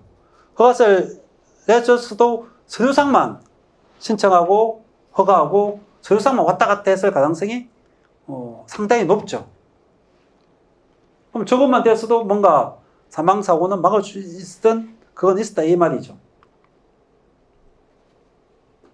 안전작업 허가제 있지만 우리 코스 가이드 보면은 화기작업이나 밀폐작업, 전기작업, 지방 굴착작업, 고소작업 이런 데는 다 쓰라고 뭐 법은 아니지만 가이드를 다 하고 있거든요. 예. 저게 대부분 공공기업, 대기업, 건설 현장, 제조 현장 매뉴얼에 다 들어가 있어요. 저희들도 컨설팅 할 때 저렇게 하라고 다 시스템을 다 짜줘요. 그렇게 잘 만들어 놓고 돈 주고 컨설팅 받아서 다 짜놓고 현장에서 제대로 못 쓴단 말이죠, 이게. 현장 못 쓰는 이유는 빨리빨리 해야 되니까. 하청업체는 또 쓸 능력이 안 돼요, 잘. 너무 일하게 해가지고. 그러면 원청에서 대충 쓰는 데도 있고, 뭐 대충 쓰고 원청도 바쁘고 이러니까 현장 확인도 못하고 그냥 서류만 이렇게 확인해주는 이제 그런 게 있다 보니까 이렇게 못 막았던 게 아닐까. 이게 예를 들면 화기작업 허가서가 이런 양식으로 다 발급하게 돼 있단 말이죠. 이게.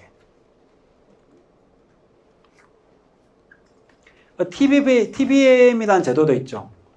저것도 법상 그건 아닌데 대부분 건설 현장, 제조 현장은 작업하기 전에 툴박스 미팅이라 그래요. 툴박스 미팅. 작업하기 전에 작업자들이 현장 들어가기 전에 오늘 작업은 뭐지? 새로운 작업 기계나 설비가 들어온 게 있는지 없는지, 보고는 제대로 다 착용했는지, 오늘 작업 방법과 순서는 어떻게 됐는지, 교대 작업이면은 전조 작업한테 특이사항이 뭔지, 서로 인수인계 받고 어떤 내용인지, 혹시 오늘 작업 중에 뭐 새로운 작업 도구가 들어왔다면은 설치 모은 다음 쓰는 거 이야기해주고, 그렇게 이제 딱 미팅하고 이제 작업에 투입되는 게 툴박스 미팅이에요. 그러면 그 중량물 취급할 때는 저런 거 기본으로 한단 말이죠. 그러면 그 작업하기 전에 그 원격 조작하시는 분, 그 슬래지 제거하시는 분, 그게 작업하기 전에 작업 지휘자가 있어야 되겠죠.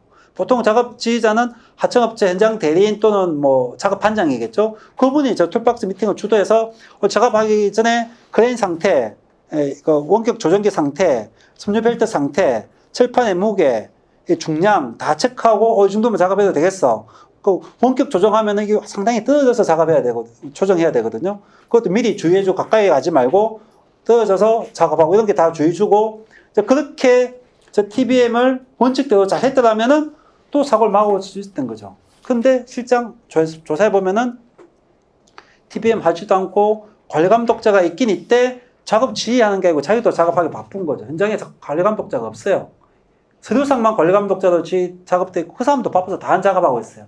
그럼 그 혼자 그 방열판 원격 조정하시는 분이 아무도 자기가 밑에 있다는 걸 가까이 보려면은 자꾸 들어갈 수밖에 없거든요. 원래 감시자, 유도자가 다 옆에서 붙어 있고 해야 되는데, 그러다 보면 벨트 상태 옆에 찢어지는 것도 못 보고 사고가 날 수 있다는 거죠. 이런 것도 모든 안전보건관리 체계 매뉴얼에 다 들어가 있고, 저희들도 다 짜주고, 그 기업의 공장에 맞게끔 짜줬지만은, 현장에서 잘 가동이 안 되고 있다는 거죠. 이거는 제가 아까 근로자들 아무리 교육시켜도 자주 잊어본데, 이게 에빙하우스의 안전보건이론에서 제일 많이 쓰는 망각곡선이 있는 거예요. 한번 교육받고 나면 돌아서면 그 다음날 약 70% 이상의 삶이 다, 특히 안전교육 얼마나 지겹고 재미없어요. 다 솔직히 안전교육 이야기들 보면 다 전부 다 스마트폰 보고 있고, 우리나라 안전보건교육도 이게 기업에서 HR에 엄청난 돈 투자 많이 하죠. 기업 인적 자원 관리에서는. 거기는 정말 명강세, 좋은 강세에 다도 생산과 직결되니까 정말 좋은 강의를 많이 하는데, 안전보건은 지금까지 다 비용이었단 말이죠.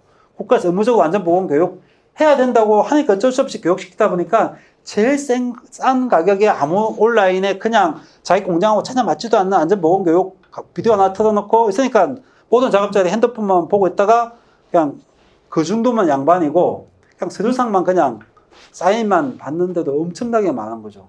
원래 안전보건 교육은 당연히 지겨울 수밖에 없지만은 저기 습관이 되도록 교육하는 거거든요. 습관.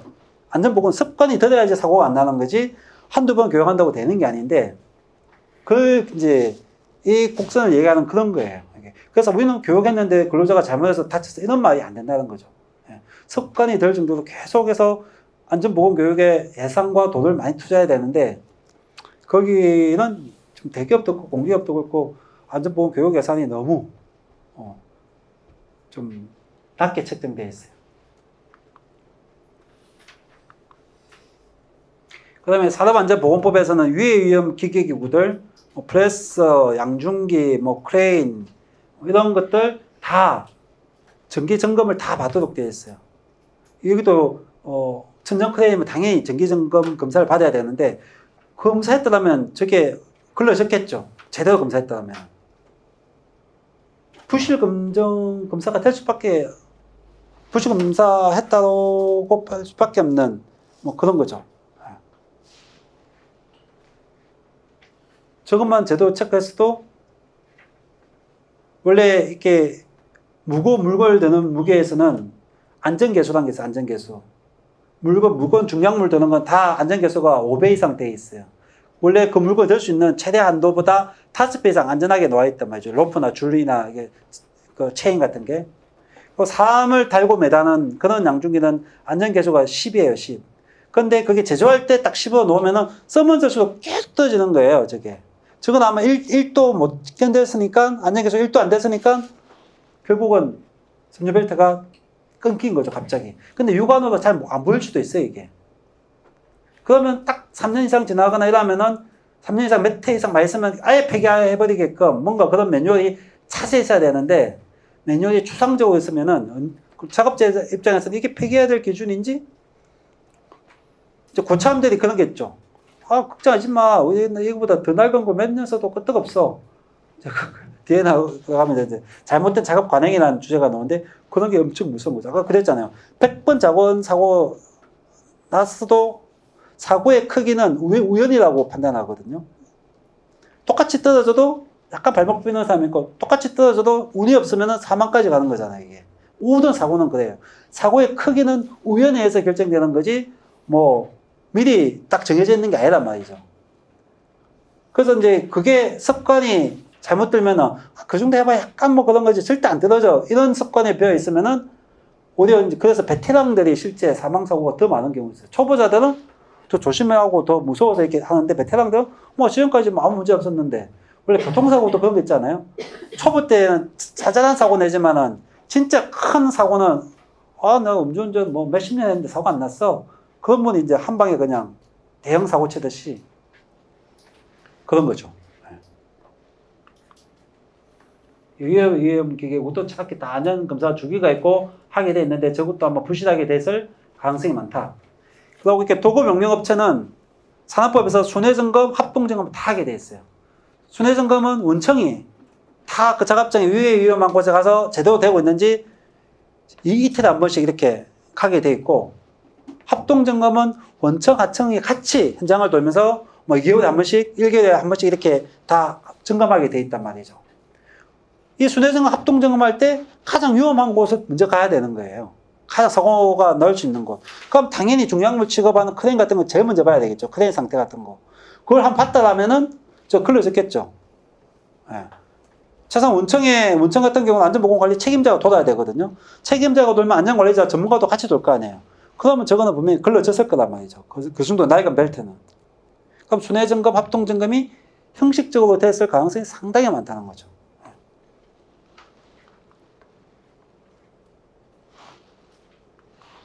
그 다음에 이제 여기는 그 300인 이하 사업장은 안전관리 위탁 대행을 많이 해요. 300인 이상은 직접 안전관리자, 보건관리자에 뽑게 돼 있어요. 안전관리자, 보건관리자는 그래도 안전보건 관련 전문 자격이 있는 사람을 뽑게 돼 있어요. 뭐 산업안전 기사, 산업안전 산업기사 이상 이런 분들을 이제 뽑게 돼 있는데 300인 이상은 그런 분을 뽑으면은 인건비 부담이 있겠죠. 뭐 최소한 뭐 300 이상 이렇게 줘야 되고 이러니까 그래서 법에서 위탁 대행을 맡기게끔 돼 있어요. 그러면은 뭐 저희들도 안전관리 대행기관이지만 안전관리 대행기관에 맡긴단 말이죠. 그거 해봐야 이것도 시장에서 경쟁에 의해서 따기 때문에 헐값에 되죠. 헐값에. 그래봐야 대행기관이 한 달에 법상 2번 가게 되죠. 사업장에. 그 2번 가봐야 그 얼마나 있겠어요? 1시간 정도 이렇게 가서 저 몇 개 점검해주면 그 시간 다 가버린단 말이죠. 실제 그 현장에서 유해위험 작업할 때 보고 있을 수가 없어요. 그 시간에 맞춰 갈 수도 없고. 그럼 가서 뭐 안전보건 관련 서류들 제대로 된 그 정도 보고 현장 한번 둘러보고 오는데 제일 중요한 막 정비 작업, 수리 작업 외부에서 와서 작업할 때는 볼 수도 없어요. 그럴 때 다 사고가 난단 말이죠. 근데 우리는 이 위탁을 허용해 놓으니까 제가 볼 때 그 느낌이 97% 이상은 다 위탁을 한단 말이죠. 그러면 그 사업장이 아무리 유해위험하고 고위험 사업장이라도 안전관리자 보건관 전문가가 한 명도 없단 말이에요. 완전 안전보호 사각지대에 있는 거죠. 제가 다 중소영세업체에서 사망사고 70% 이상 난다고 했잖아요. 예. 그런 데에서는 지금 저 위탁 제도의 한계라고 봐야 되겠죠. 저 제도가 나쁘다기보다는 저거 가지고 뭔가 안전보건이 제대로 될 거라는 거는 한계가 있는 거죠.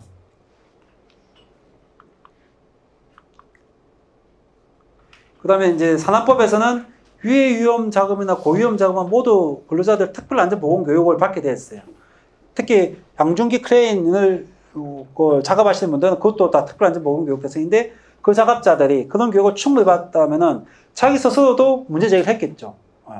벨트가 낡았고, 이거는 뭐 감시자도 있어야 되고 작업 지휘자도 있어야 되고 뭔가 근로자 스스로 그런 조치를 요구할 수 있는 교육 수준이 돼야 되고 그걸 요구하면은 업체가 그걸 받아들이고 뭔가 이런 시스템이 작동돼야 되는데 그것도 뭔가 특별안전보건 교육도 형식상 뭐 법에서 요구하니까 형식상 되어 있고 뭐 작업 중지 제도도 우리 산업법에 다 들어와 있죠. 근로자가 위험한 큰 재해가 날 것 같으면 언제든지 작업 중지하게끔 되어 있는데 너무나 좋은 제도죠. 그것만 제대로 시행되면 사고의 예감은 근로자만큼 받을 수가 없잖아요. 안전관리에서 아무리 잘해도 매일 그 작업한 현장에 들어가시는 분들은 작업 예감이 있단 말이죠. 이게 똑같은 비계에 올라가도 오늘 이 공사 비계에는 뭔가 뭔가 제대로 설치 안 된 것 같으면은 안 올라갈 수 있는 권리, 이렇게 작업 중지거든요. 그거는 기업 문화가 그렇게 돼야 돼요. 기업 문화는 아직도 우리가 권위적인 이런 문화에서 그 하청업체 열악한 근로자가 회사를 상대로 작업 중지 이야기를 꺼낼 수 있는 문화를 안 만들어 놓고 법만 만들어 놓은 건 아무 의미가 없다는 거죠. 그런 작업 중지를 하면 오히려 칭찬해주고 격려해주고 인센티브 주고 네가 정말 사람 생명을 살렸어 이렇게 해주면은 이런 문화를 만들면은 이제 이야기하기 시작하죠. 밀폐 공간 작업하기 전에 아직 그 산소 농도 측정 안 하고 들어가면 안 될 것 같은데요. 근로자가 그걸 알고 이야기하고 그래 너무 잘 이야기해서 한번 측정해보고 들어가자. 이렇게 되면 안 죽는단 말이에요, 사람이. 근데 그 이야기를 꺼낼 수가 없는 문화. 꺼내는 순간 위에서 다 지금까지 그래 작업했어. 안 죽어. 그거 이야기해봐야 원청 이야기해봐야 씨도 안 먹혀. 다 돈 드는 이야기고 안 돼. 이런 문화가 있는 속에서는 이야기 못 한단 말이죠. 특히 건설 현장은 다 고용의 근로자, 외국인 근로자인데 그런 이야기를 꺼낼 수 없는. 그래서 작업 중지를 이야기할 수 있는 문화를 이제 만드는 게 정말 중요한 이제 과제인 거고. 잘못된 관행 저거 이야기했죠, 그죠?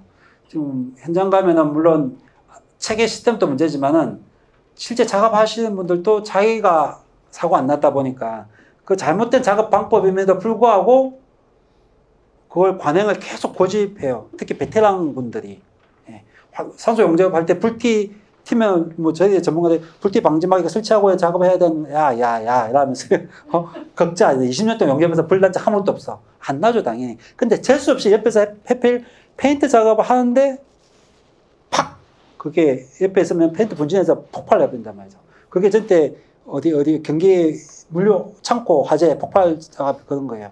그 작업자들은 용접하는 사람은 자기 작업 용접밖에 없는 거예요. 옆에서 무슨 작업하는지 몰라요. 원래는 그는 안전보건 조정자라 해서 발주자가 혼재 작업할 때 조정하게끔 다 돼 있거든요. 작업 시간. 그걸 제대로 조정 못 해주면은 옆에서 뭔 작업하는지 모르고 그냥 자기는 용접하고 저쪽은 페인트 작업하고 그러다 밀폐 공간에서 그렇게 잘못 만나면은 빵 하고 터지면서 다 사망하는 거죠. 다 베테랑들이 작업하다 이제 그렇게 되는 거죠. 저는 잘못된 작업 관행들도 상당히 이제 제 근본 원인으로 작업하고 저게 그 당시에 섬유벨트 사진이에요. 이 철판에 이 섬유벨트를 했는데 이게 뚝 끊어진 거죠. 날카로운 모서리에 탁 끊기면서 이거 보면 누가 봐도 노화되어 있고 경화되어 있고 딱딱하게 해서 언제든지 끊길 수 있는 그런 상태였는데 이걸 아무도 못 보고 체크 못하고 지적 못하고 했다는 게 이제 문제인 거죠. 근데 실제 공장 가보면 영세업체 사업장 가면 저런 게 필비재예요. 훅 해지 장치도 제대로 안 되는 데 있고 훅 해지 장치가 너덜너덜한 데도 있고 무선 원격 조정기를 클레인 훅 있으면은 훅 위에 딱 얹어 놓고 그냥 가시는 분도 있어요. 그 다음에 쉽게 만지기 좋게. 그러니까 뭐 원격 조종기가 잘못 작동되면 엄청 위험할 수 있는 거거든요. 예, 이게 섬유벨트 사진 기준이고. 실무 교육이면 제가 좀 깊이 있게 얘기하겠지만은 실무 교육 아니니까. 그 다음에 안전보건 관계자의 역할. 모든 도급 사업장은 안전보건 총괄 책임자가 있어요. 저분은 순회점검, 합동점검, 안전보건 협의체 운영, 협력업체 다 만나서 이런 사고를 미리 예방하기 위해서 너희들 작업할 때 위험한 게 뭐가 있는지, 위험성 평가는 했는지, 안전보건 교육은 실시했는지, 특별안전보건 교육은 다 받고 애들 작업시키는지, 그걸 이 총괄 책임자가 다 챙겨가야 되는데 과연 제 역할을 제대로 했을까? 했더라면 사고는 안 날 수 있을 것이다. 관리감독자가 실제 위험기구를 다 점검하게 돼 있어요. 작업 전에. 점검 안 했을 가능성이 높다는 거죠. 안전관리자는 위험성 평가에 대해서 다 기술 시도해야 되거든요. 그러니까 하청업체가 위험성 평가에 그 섬유벨트에 대해서 안 했으면 이거 왜 안 했는지, 왜 감소대책 수립 안 했는지, 그런 걸 다 지도하고 해야 되는데 그것도 안 돼 있을 가능성이 많다는 거죠. 그것도 저런 작업에서는 다 작업 지휘자를 배치하고 작업 지휘자가 위해 위험 기구에 대한 일상 점검이나 작업 계획에서 작성하고 다 TBM하고 해야 되는데 저기에 있는 타 안전보건 관계자들이 자기 역할 다 했더라면은 어느 한 구석에서는 제가 막을 수 있다는 거죠. 이쪽 라인들이 다 뭔가 제대로 작동 안 되면 언제든지 저는 중대재해는 발생할 수 있다는 거죠.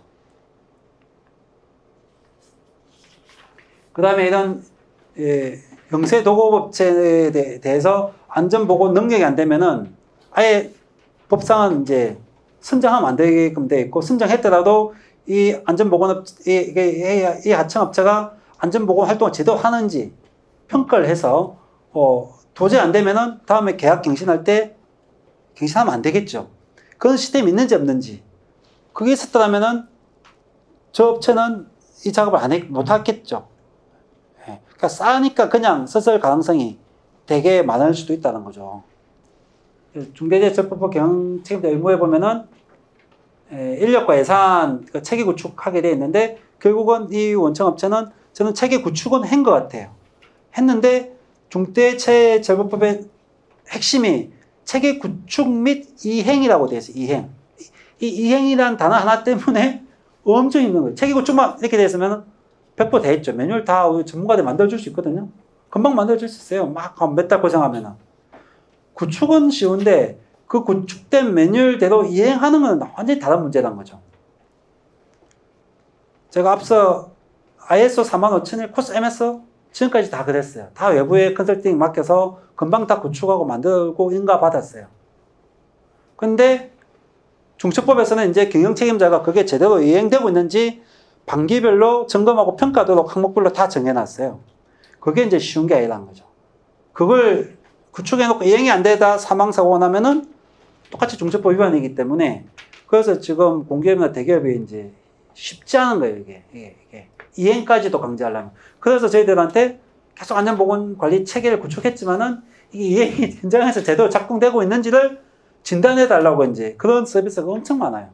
그럼 저희들은 매뉴얼과 안전보건, 그 회사의 안전보건 관리 체계 매뉴얼과 중대재해처벌법과 산업안전보건법이 세 가지가 그 사업장에 제대로 작동하고 있는지를 다 이제 점검 평가해서 진단을 하고 보고서를 쓰고 이렇게 하는데, 아직까지 해보면은 70, 80%가 형식상 이행해, 형식상. 대기업, 공기업 할 거 없이 다 똑같아요. 예.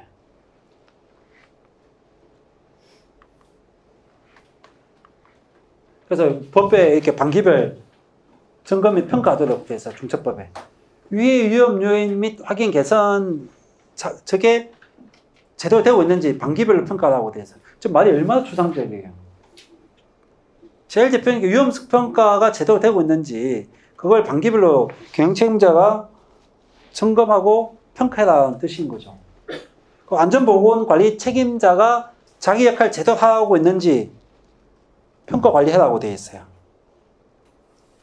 안전보건에 대해서 종사자의 의견 청취를 충분히 하고 있는지, 하청업체면 하청업체, 근로자면 근로자, 그분들이 스스로 자기 작업하면서 유해 위험 요인을 회사에 신고하고 그 신고하면은 그걸 제대로 개선할 수 있는 절차와 시스템이 마련되어 있고 또 그 신고된 대로 이 감소 대책을 이행하고 있는지 이걸 보겠다는 거예요.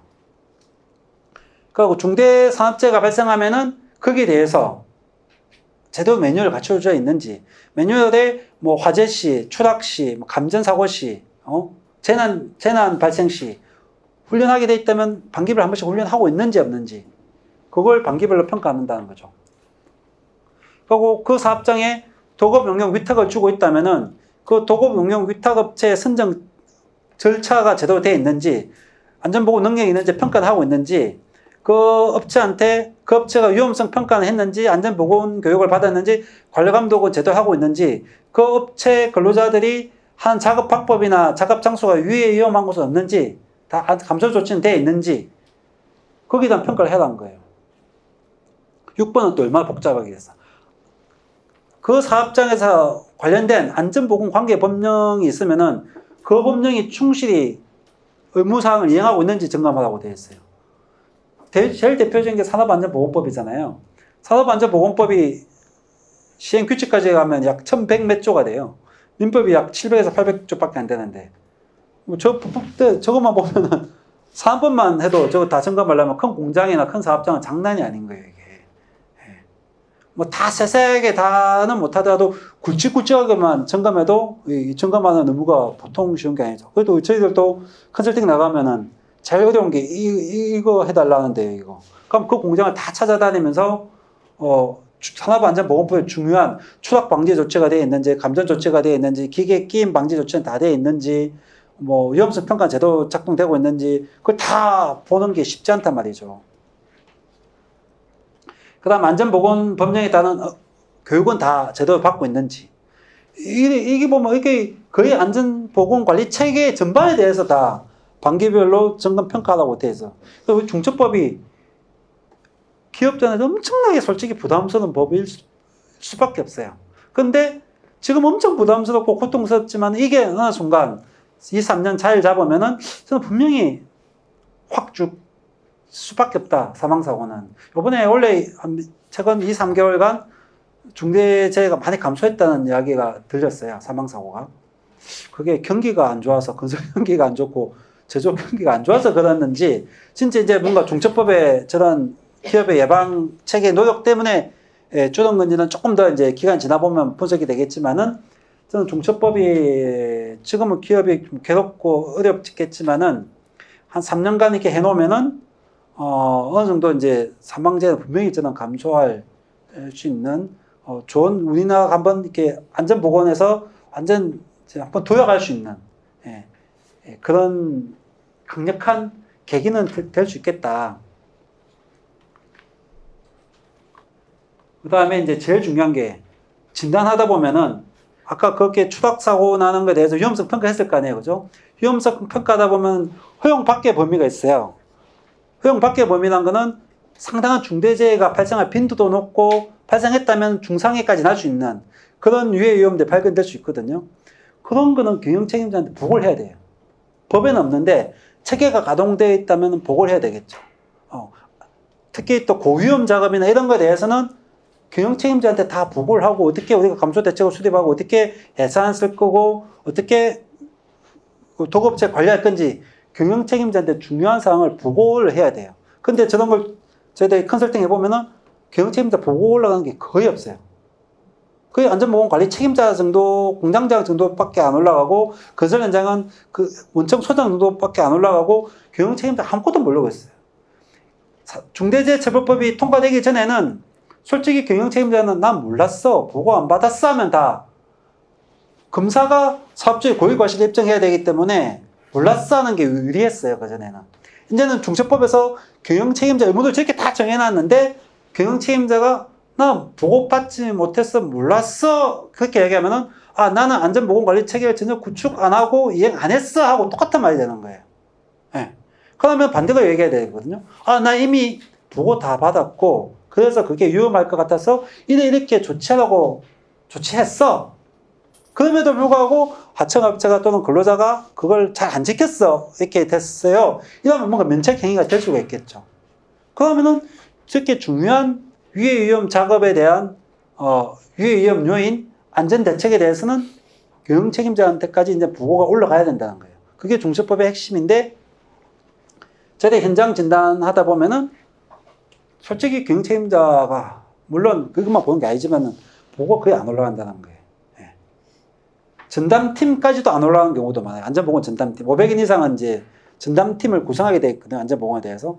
그럼 그 현장에만 다 아직까지 현장에만 있고 현장에서 쉬쉬하고 있는 게 많다는 말이죠. 올라가면 괜히 문제될 것 같고 이러니까 다 현장에서 쉬쉬하다가 사망사고가 나고 난 다음에 본사에서 하는 경우가 엄청나게 많다는 거죠. 다 보고가 올라가야 되는 거예요.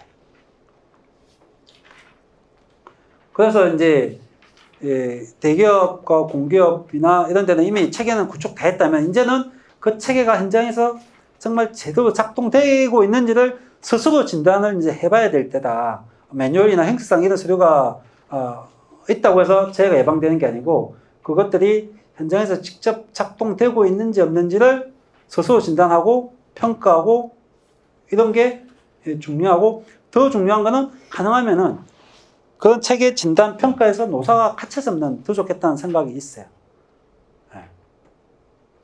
그걸 노동조합이 안다고 해서 그걸 가지고 막 쟁행위에 도구 삼고 그러진 않을까. 우리는 그 정도 수준 넘었었잖아요.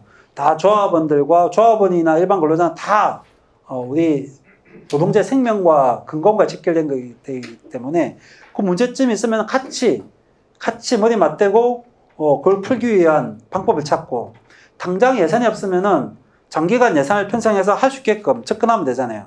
노동조합이 그걸 법 위반해서 고소고발하고 굳이 그럴 필요도 없잖아요. 그렇게 해서 좋은 것도 없고 같이 머리 맞대면은 방법을 알 수가 있고 또 노동조합이 적극적으로 조합원들한테 안전보건교육도 노동조합 스스로 할 필요도 있어요.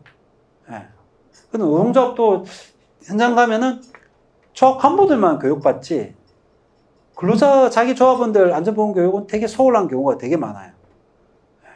그래서 저는 안전보건교육 커리큘럼 잡을 때도 하나는 노사가 같이 잡는 것도 되게 좋은 것 같아요. 같이 잡고 왜냐하면 작업자들이 제일 자기 위해 위험도 잘 알잖아요. 근로자 의견도 다 반영해서 교육도 잡고 안전보건 계획도 수립하고 체계 진단하고 체계를 수립하고 매뉴얼 구축할 때도 노사가 같이 머리 맞대고 저희 같은 전문가 불러서 같이 하면 저는 정말 제일 좋은 정답이 나오는데 아직까지는 우리나라 노사관계 그 정도까지는 발전 못해서 회사가 일방적으로 하다 보니까 현장하고 안 맞는 경우도 되게 많아요. 구축하다 보면. 자, 그런 것도 좀 개선이 되면 좋을 것 같습니다. 한 10분 쉬고 질문 받고 또 하도록 하겠습니다. 시작해서든 오승민 같은 영세사업단들이 이 안전을 대행을 하겠다. 이 업체 이상 모여서 이렇게 하면은 보조를 해주겠다. 이런 것들이 혹시 실현 가능한가요? 너무 좋죠. 너무 좋죠. 대행업체 해종도 좋고 위험성 평가를 영세업체가 잘 못해요. 스스로 하게 돼 있는데 그런 것도 지원해주면 좋죠.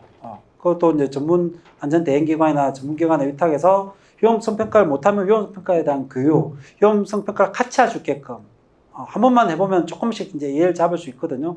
그래서 이제 구청에서 청소 차량이나 이런 업체들은 사고가 많이 나기 때문에 잘 하는 반면에 조금 사고가 잘 안 나는 이런 업체들은 위험성 평가가 뭔지도 모르고 아직도 전혀 안 돼 있죠. 그러면 위험성 평가에 대한 교육, 훈련, 컨설팅 지원 이런 것도 있을 수 있고 영세업체들을 또 이제는 5인 이상이면 안전보건관리 체계를 다 구축해야 되잖아요. 그러면 안전보건 목표, 방침, 계획, 유해위험 기기구 점검하는 방법, 보건 대책 이런 거 다 수립해야 되는데 그런 능력이 당연히 안 될 거니까 그런 걸 교육에 대한 지원, 컨설팅에 대한 지원 이런 것도 지자체에서 얼마든지 조례를 만들어 가지고 지원해 주면은 너무 큰 도움이 되겠죠.